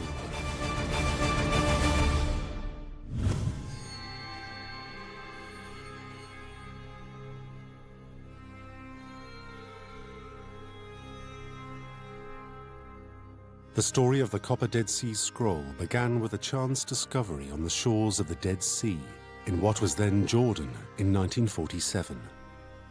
A young Bedouin shepherd, looking for his goat among the high cliffs, had come across a cave.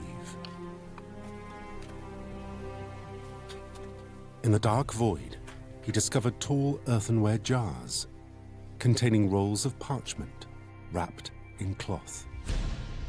These were the first of the fabled Dead Sea Scrolls, dating back almost to the time of Christ, the oldest biblical texts ever found. So precious, they were priceless.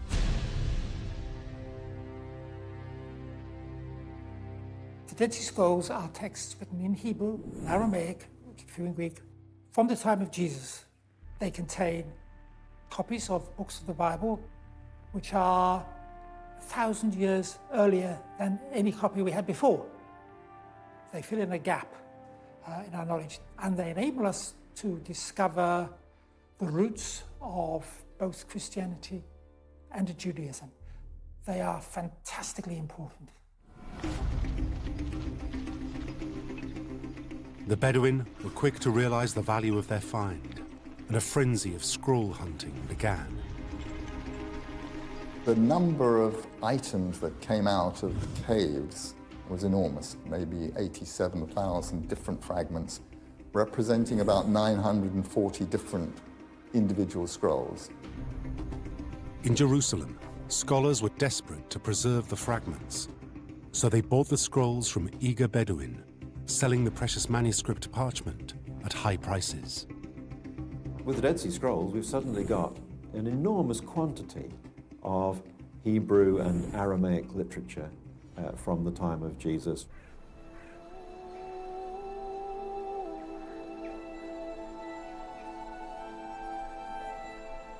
The Dead Sea Scroll fragments offered a tantalizing glimpse dating back some 2,000 years. But translating the ancient texts needed a crack team of scholars.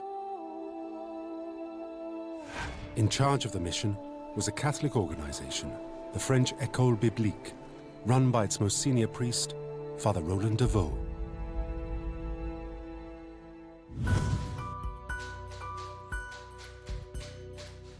He put out an urgent call to the world's finest biblical scholars.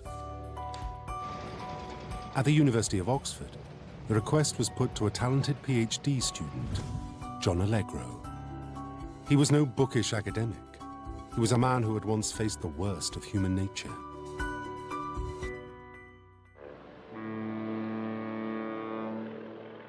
Allegro had left school at 16 and joined the British Navy, where he served as an officer during the Second World War.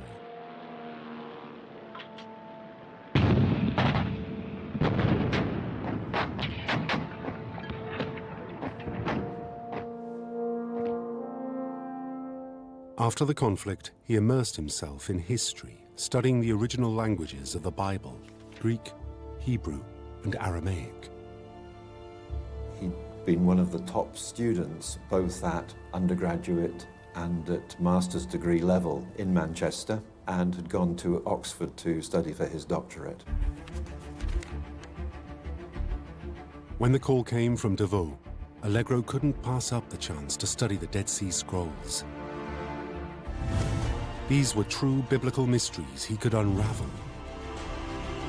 What fascinated him mainly was the sense that these tiny scraps of ancient material had last been handled by men scribbling down what they believed. It was the link, the personal link over nearly 2,000 years of the people who wrote them that brought the whole thing to life for him.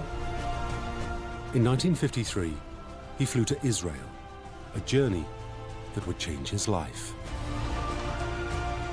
Allegro knew he and his colleagues were working on one of the most important discoveries of the millennium.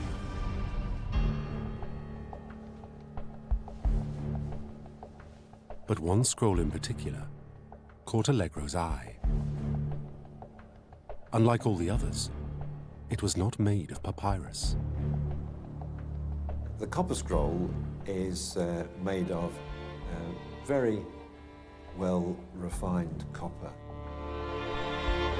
This strange copper scroll was discovered in 1952 in a cave located along a small area on the shores of the Dead Sea known as Qumran.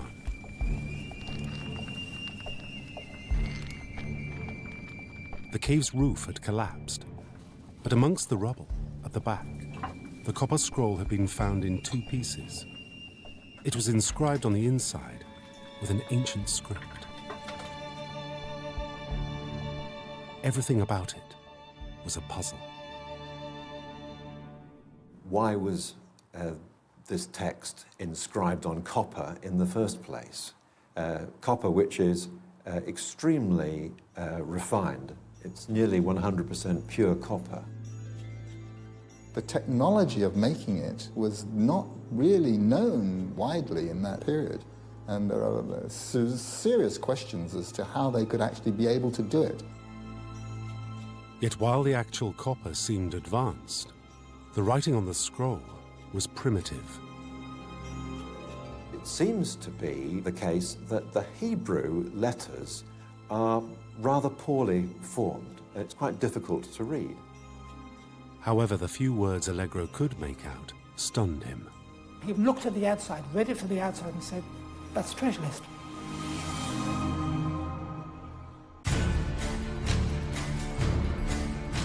Allegro couldn't believe his eyes. It seemed he was looking at the answer to one of the great mysteries of the ancient world. In AD 70, the Romans sacked Jerusalem and ransacked the Second Temple. The temple was the holiest place in the Jewish faith. Built on the site of the fabled Temple of Solomon, it was filled with vast treasures accumulated over centuries. Some of the treasure is gold and silver. Some of it is pottery and other artifacts, the possessions of the high priest. The precious items that were in the temple at Jerusalem would have been of enormous value, huge amounts. The Romans looted, plundered, and destroyed it.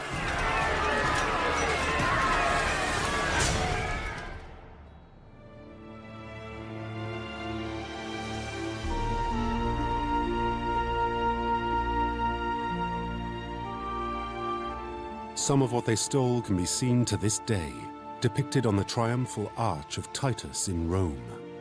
You can see a huge menorah, which is the seven-branched candlestick that would have been standing in front of the ark. There were trumpets, there were other chests of, obviously, things taken by the Romans back to Rome. Folklore says the gold and silver was used to pay for the building of the Colosseum. But some believe that the Romans didn't steal all the treasure, that part of it was hidden away by the temple priests. Could Allegro be looking at a 2,000-year-old treasure map that might lead him to one of the greatest discoveries of all time?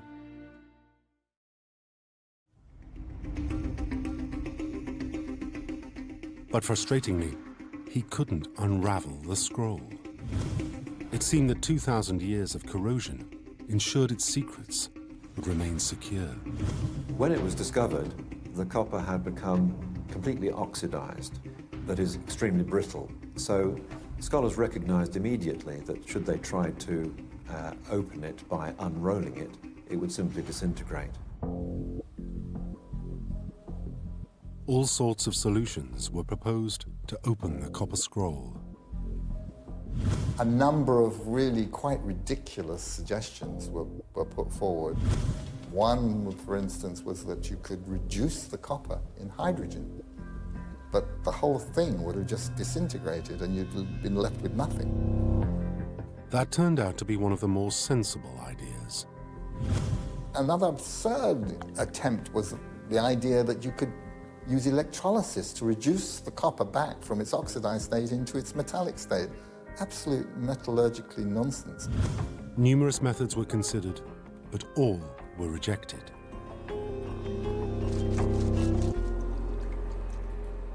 There seemed to be no way of retrieving the scroll's tantalizing secrets.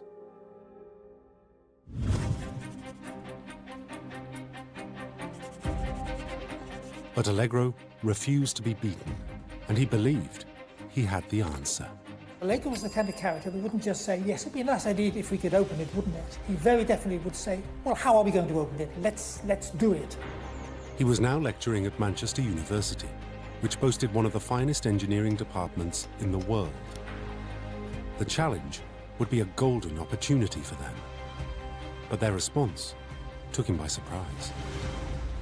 Allegro's head of department in Manchester was very determined that the reputation of the University of Manchester should not be put at risk by something going disastrously wrong with this scroll.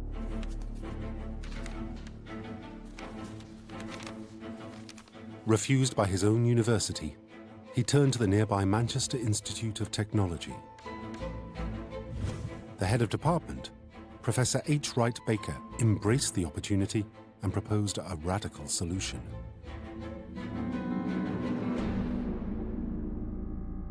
Professor H. Wright Baker was one of the top mechanical engineers, certainly in England and probably in the world. He came up with something that no one had actually applied before, as far as I know, to heavily corroded materials. Baker's plan was to coat the scroll with strong epoxy resin to stop it disintegrating. Then he would cut through the top layer of the metal scroll, slicing it from one end to the other, cutting away a single section of scroll at a time. He had a little circular blade which would cut just 1 millimeter, straight line. After each cut, he'd rotate the scroll to cut and peel away another section. The trick also, of course, was to try to cut in places where there wasn't any writing. He began the job in the utmost secrecy. Baker was so nervous about making the first slice and destroying the precious scroll that he went ahead without even telling Allegro. Wright Baker wouldn't let anybody except himself witness the first cut, just in case something terrible went wrong. He would, I think, have been absolutely scared that he was going to be the one responsible for destroying the copper scroll.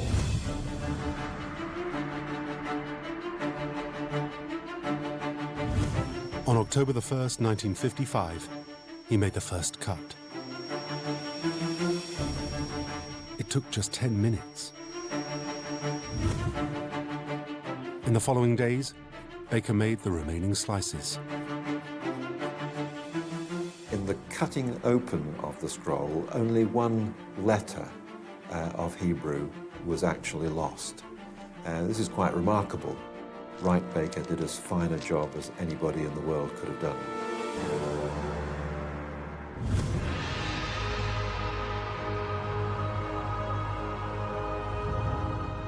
And so Allegro became the first man to see the scroll's ancient text, revealed for the first time in almost 2 millennia. To see the inside of the scroll revealed to the air the first time for nearly 2,000 years was exciting, astonishing. He immediately set to work, decoding it. Deciphering the copper scroll was extremely difficult. There were terms that people had never seen before. And soon, he found a further mystery. The script had been written by several different people. It seemed that the scribe, or in fact scribes, because I think they found at least 3, if not 4, different hands been at it, could possibly not have really understood what they were copying.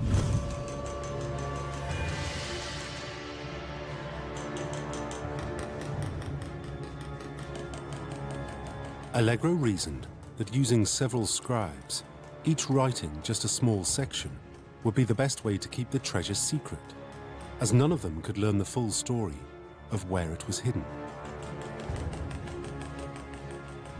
See, they were probably copying off some parchment scroll, some writing, but had just been told to put it down, engrave it on this sheet of metal without knowing what it was about. As he translated the copper scroll, Allegro began to realize that it identified several different locations in Judea. Why? What was their significance? He thought he recognised from the topography of the Qumran area references within the copper scroll to places like the Great Wadi and a fissure in the rock which had been caused by an earthquake which was well attested in, I think, 31 BC. Flights of steps, tunnels. It all seemed to make sense from what he knew of the archaeological sites around Qumran.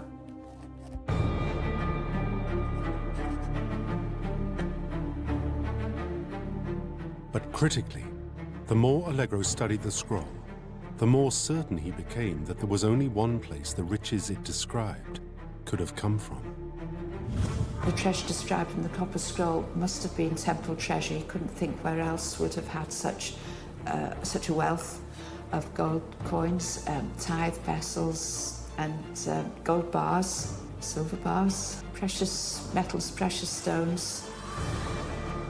Because the treasure was so precious, Allegro believed that whoever had hidden it had created an inventory which had been scribed onto extremely pure copper, soft enough to roll.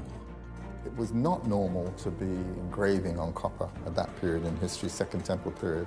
There wasn't copper of that purity available to actually do the engraving, and the fabrication techniques they were using were quite unique. It's a one-off.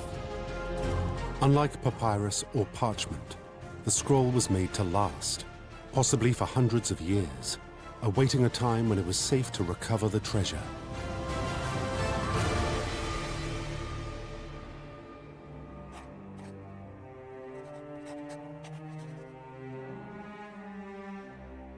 Allegro now put two and two together. If the stories were true that the temple priests had managed to hide some of the treasure, then the locations he had translated had to be a list of the places it had been hidden.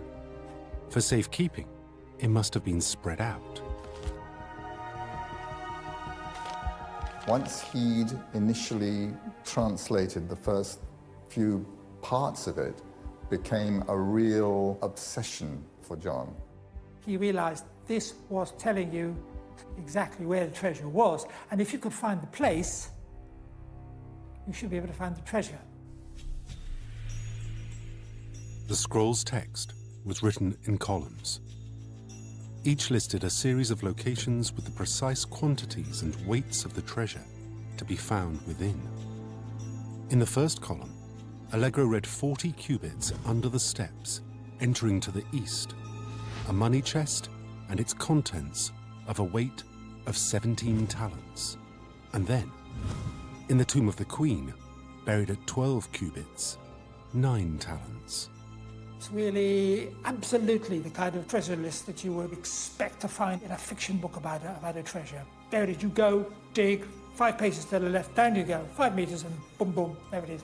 So it really is absolutely the perfect treasure list.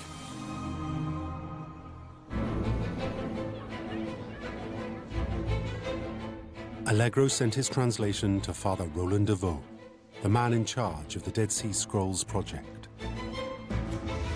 He waited for the telegram coming back saying, "This is absolutely great, fantastic, you've done a wonderful job. We're having a press conference tomorrow. We'll tell them all about this treasure. How exciting."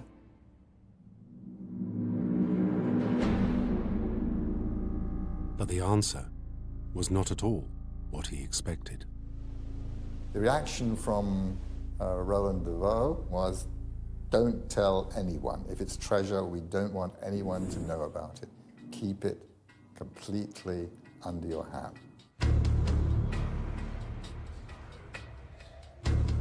The fact was that de Vaux simply didn't believe the treasures described by the copper scroll were real. nor did his most trusted expert, Father Joseph Milik. Devoe certainly was sceptical about the reality of the treasure, and he'd appointed Joseph Milik to be the official editor of the Copper Scroll. Milik, his first reaction was that the scroll was a work of fiction and of imagination and was not to be taken seriously.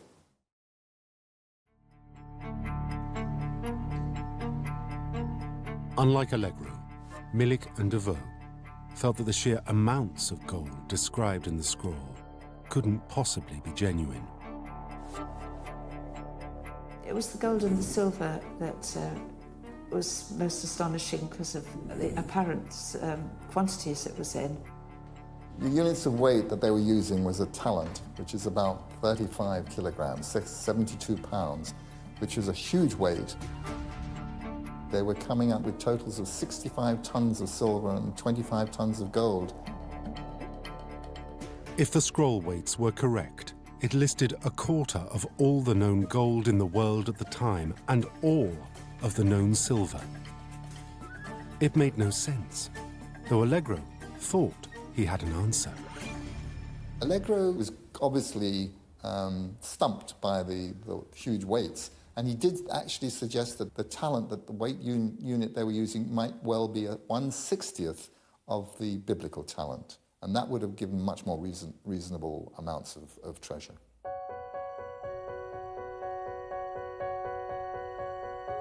Devoe and Milik had another problem. All the other Dead Sea Scrolls were written on parchment. Why was this the only one engraved in copper?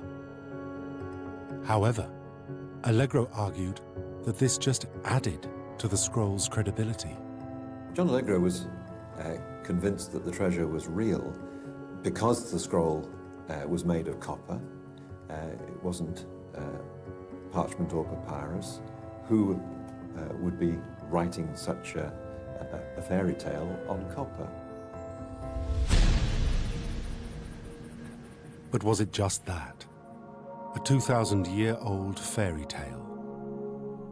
Devoe and Milik's doubts threw the whole credibility of both the scroll and Allegro into question. This was his baby. He'd gone to all the trouble to get it open, and now he was not only being denied any of the spoils of his triumph, he was kind of being pushed aside, put out of the picture. He obviously resented it. Must have done.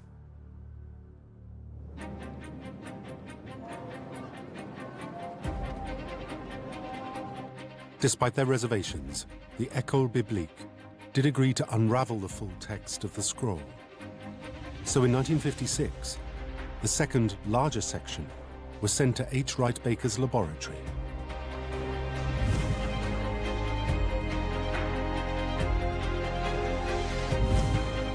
Once opened, Allegro translated the text and sent it to Jerusalem as before. This time, Devoe didn't even believe he deserved a rejection letter. Allegro heard nothing from him at all. Suddenly, he found he was getting a very chilly reception indeed. He gathered that everything had changed. In fact, everything had been poisoned for him in Jerusalem. Convinced it was a fake, Devoe refused to let Allegro publish anything about the Copper Scroll.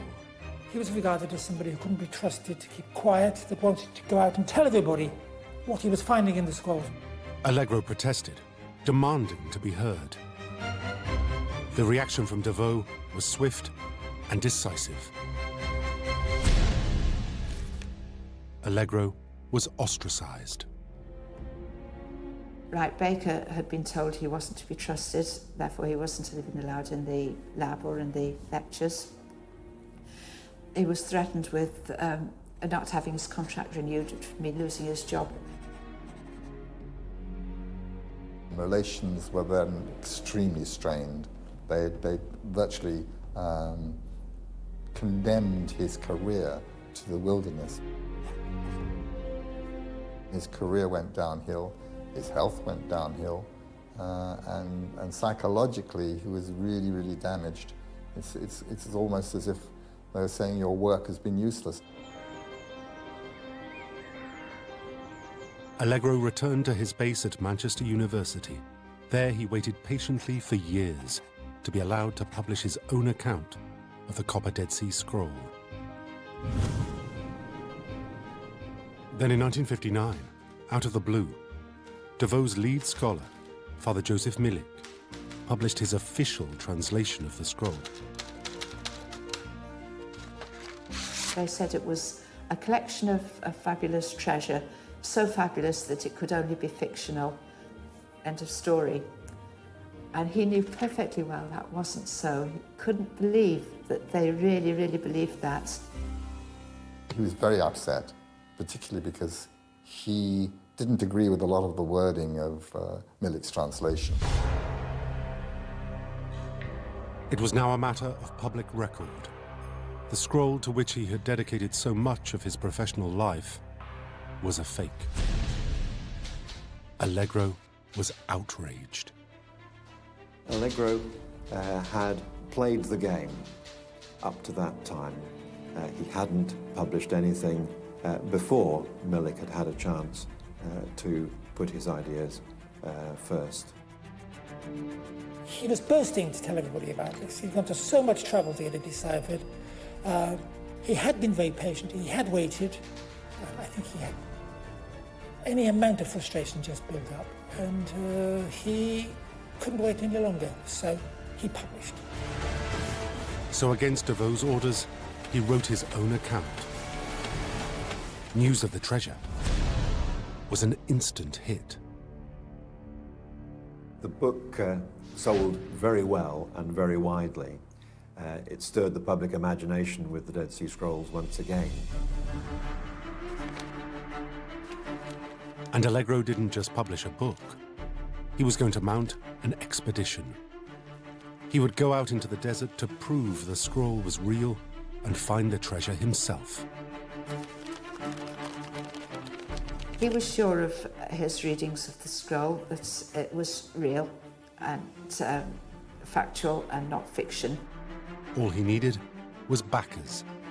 He could not rely on his colleagues in Jerusalem.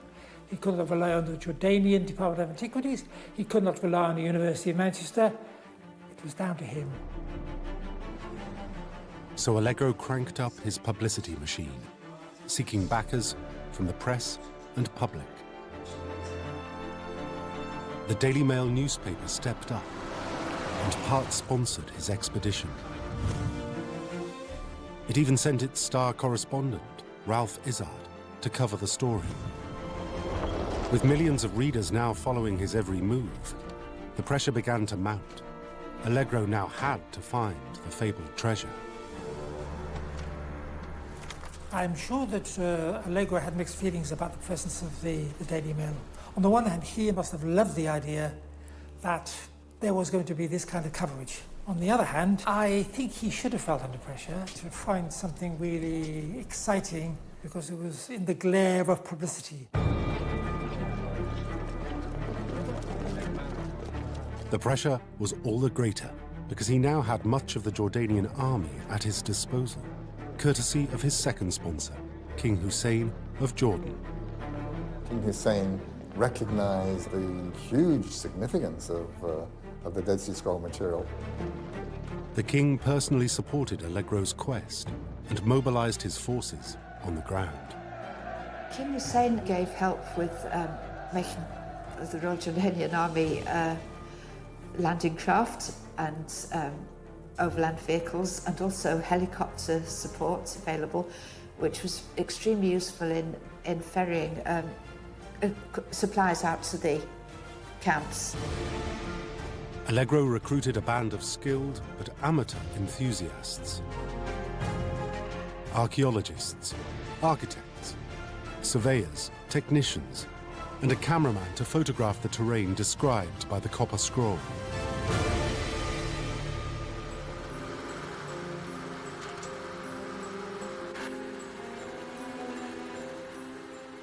With the world watching, they set off to make camp in the Jordanian desert. Allegro's first destination, the ancient ruin of Khirbet Mird in the Vale of Akkor, known 2,000 years ago as Hyrcania. It was a fortress that Allegro believed was once the palace of King Herod of Judea when the scroll was made. Allegro's translation told him that 40 cubits, about 18 meters, under some steps, entering to the east, lay a money chest, its contents weighing 17 talents, nearly 2 kilos. And incredibly, they found something.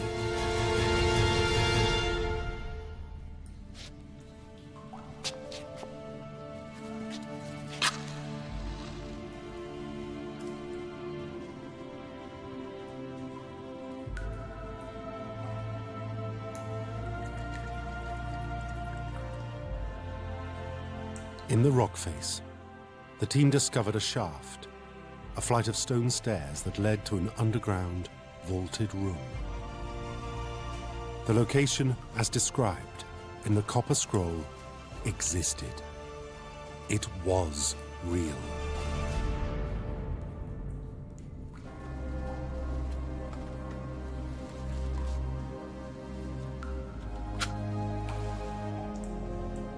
But vandals had wrecked the site. Marble columns and mosaic tiles had been hacked to pieces. And any treasure that had been hidden there had vanished.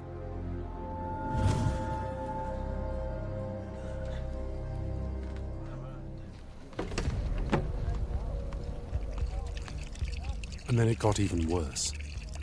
When Allegro and his team went back to camp to lick their wounds, their disappointment was quickly swept away by terror.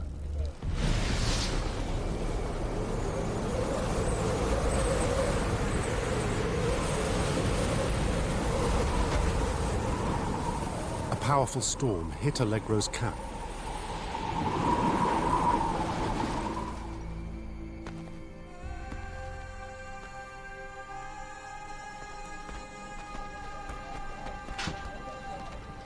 It flattened their tents, wrecked their stores, and they lost all their precious water.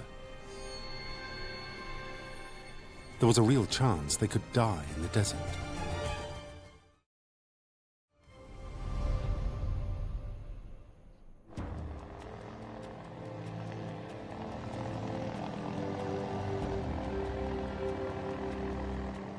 But luckily, Allegro's friend, King Hussein, had been keeping a close eye on the expedition. In the morning when the storm had died down, they found the Royal Jordanian Army trucks on their way, bringing fresh water supplies, fresh equipment, and helping to get them established again and peg them down a bit more firmly on the rock for the next time.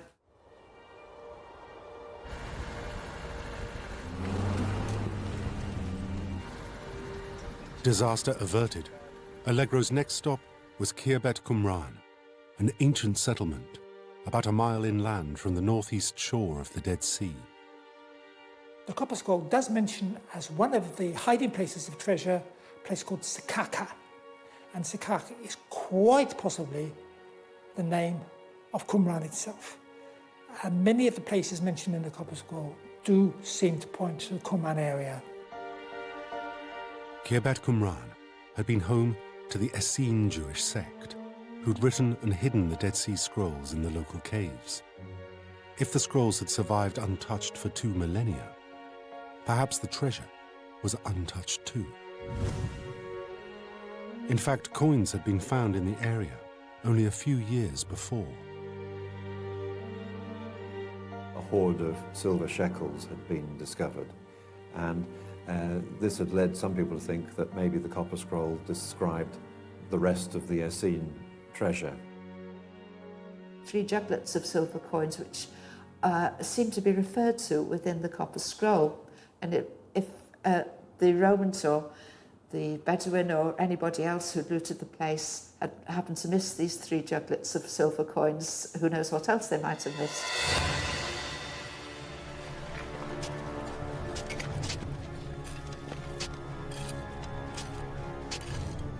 Allegro's team swept the site with metal detectors. The occasional ping of the machines raised their hopes. But in fact, the sensors were being triggered by the natural magnetism of the rocks. By now, press from around the world were following Allegro's treasure hunt. They needed a story.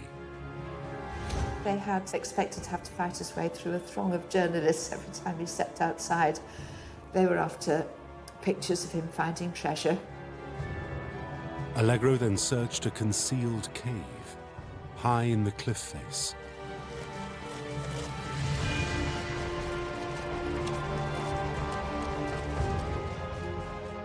He found bones and pottery dating from 400 BC. But no treasure. The press would have to wait. Allegro had found the locations mentioned in the Copper Scroll, but its treasures still eluded him.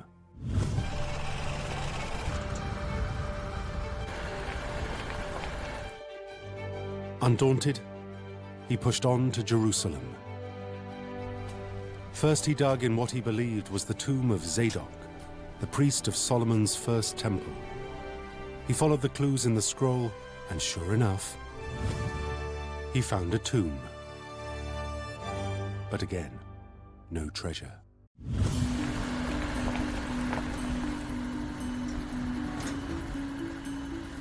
But he had one final plan. A few miles away lay the Temple Mount. This is a sacred place to three major religions. To Jews, it is the site of the now destroyed temple. To Muslims, it is from where the prophet was taken to heaven. And to Christians, it is the place where Christ was buried, the Holy Sepulchre. Because of its extraordinary religious sensitivity, no one is allowed to dig there. But Allegro was determined to try.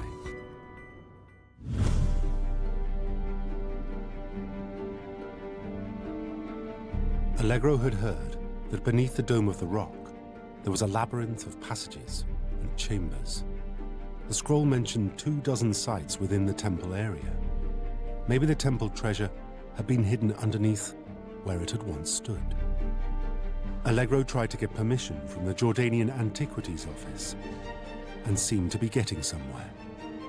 He filled in forms for here, forms for there, forms for the next person. He waited and waited. But at the last minute, the authorities refused. He could not get permission to go where he really wanted to go, which was to the chambers that were known to exist, a whole system of cisterns and chambers and tunnels underneath the Dome of the Rock.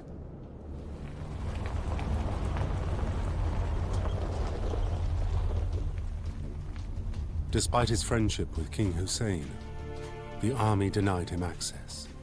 The authorities were very reluctant to let anybody interfere with what the Temple Mount, let alone an individual enthusiast like Allegro. Allegro never really had a chance at the Dome of the Rock. Privately, Allegro suspected the hand of his old nemesis, Roland de Vaux. He didn't have hard and fast evidence. It was just a suspicion due to the fact that they published some article which sounded as if it was rather rejoicing in the fact that the Allegro expedition hadn't been allowed to go very far, which made him think that they'd had something to do with stopping him. Allegro was more frustrated than ever. In Khirbet Mird, Allegro found nothing, and in Jerusalem he also found nothing. That is, of course, he found nothing where he was actually allowed to look.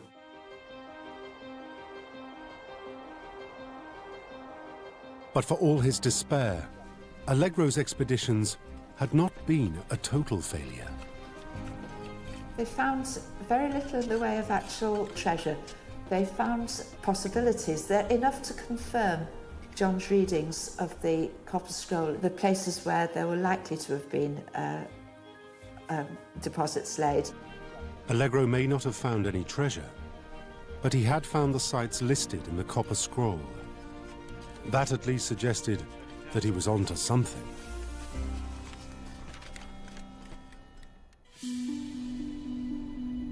Not long after, Allegro received news of a breakthrough. A Bedouin friend had found secret caves that might hold the precious temple treasure. Back in Manchester, he went into fundraising mode once more. A year later, he'd raised enough money to return to the desert. His new destination was a place dubbed Christmas Cave, an area that was relatively unexplored. There had not really been an adequate survey of all the caves in the region, so he thought that he needed to begin somewhere. And Christmas Cave, which is the other side of the wadi from Qumran, seemed like an excellent place to start.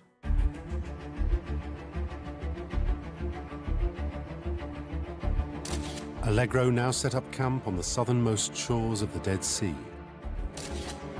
And this time he'd brought a huge and diverse group of adventure seekers. The hard work would be done by local Arabs, but he also was open-minded enough to take with him some student teachers. He used their enthusiasm to match his own as he set out on his quest. Joining the archaeologists and surveyors were a dozen female students. It still was pretty unusual for young women to join expeditions to places where there were absolutely no facilities of any sort, living in tents, no running water, no water at all except what was found in the pools and the wadis, absolutely no toilet facilities. But it was a big adventure and they coped extremely well.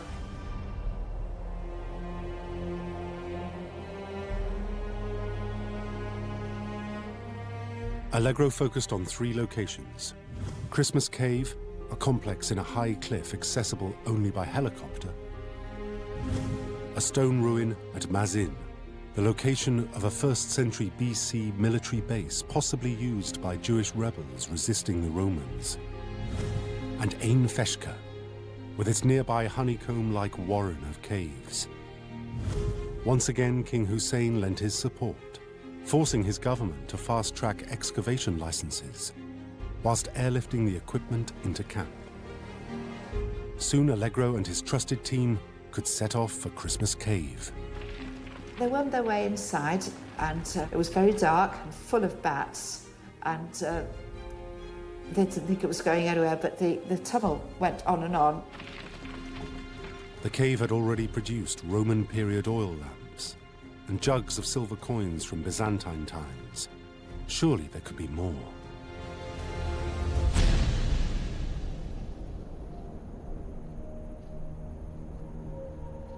But weeks of search proved fruitless.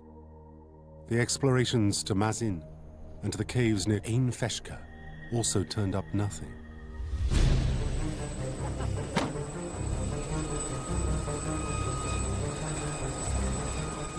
Then on Christmas Day, the pressure on Allegro reached a new level. King Hussein visited the camp. The king took a personal interest in what was going on in this particular expedition and came on Christmas Day to visit the expedition. Did John Allegro feel under pressure when the king arrived in the helicopter and greeted them all on Christmas Day? I think he should have felt under pressure, and a normal person would have done. But all Allegro could point to was a few Roman coins and artifacts, dating back to around 70 AD, the time the Romans plundered the Second Temple.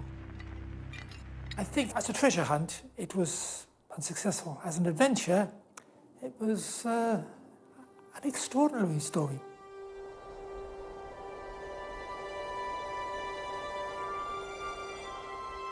But for Allegro, adventure was not enough. He had given a decade of his life to unraveling the mysteries of the Copper Scroll. He'd been vilified, his career almost ruined, and he'd taken great risks to search for the hiding place of the ancient treasure. But finally, reluctantly, Allegro called time on his last expedition. He had failed to find any treasure listed in the Copper Scroll. John Marco Allegro, died in 1988. He went to the grave almost alone in the belief that the Copper Dead Sea Scroll was authentic.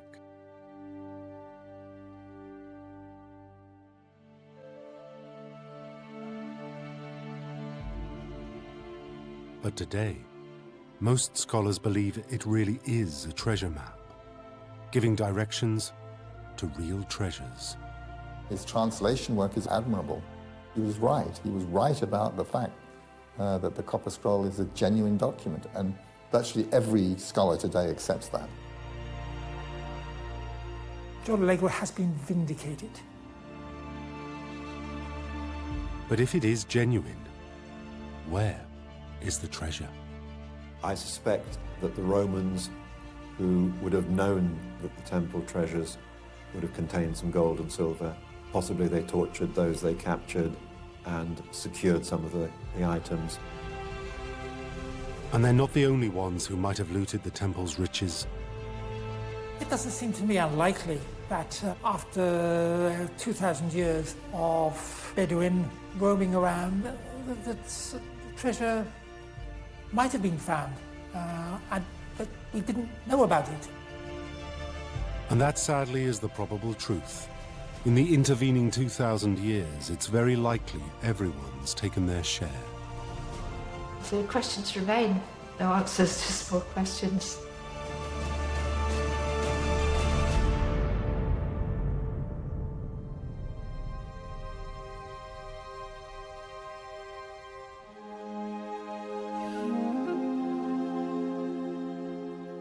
But there is one other possibility. A small section of the Copper Scroll tells of another scroll, hidden in a tunnel in northern Kolit, containing further secrets of buried temple treasure. But the location of Kolit remains a mystery, and that means that at least some of the treasure could still be out there.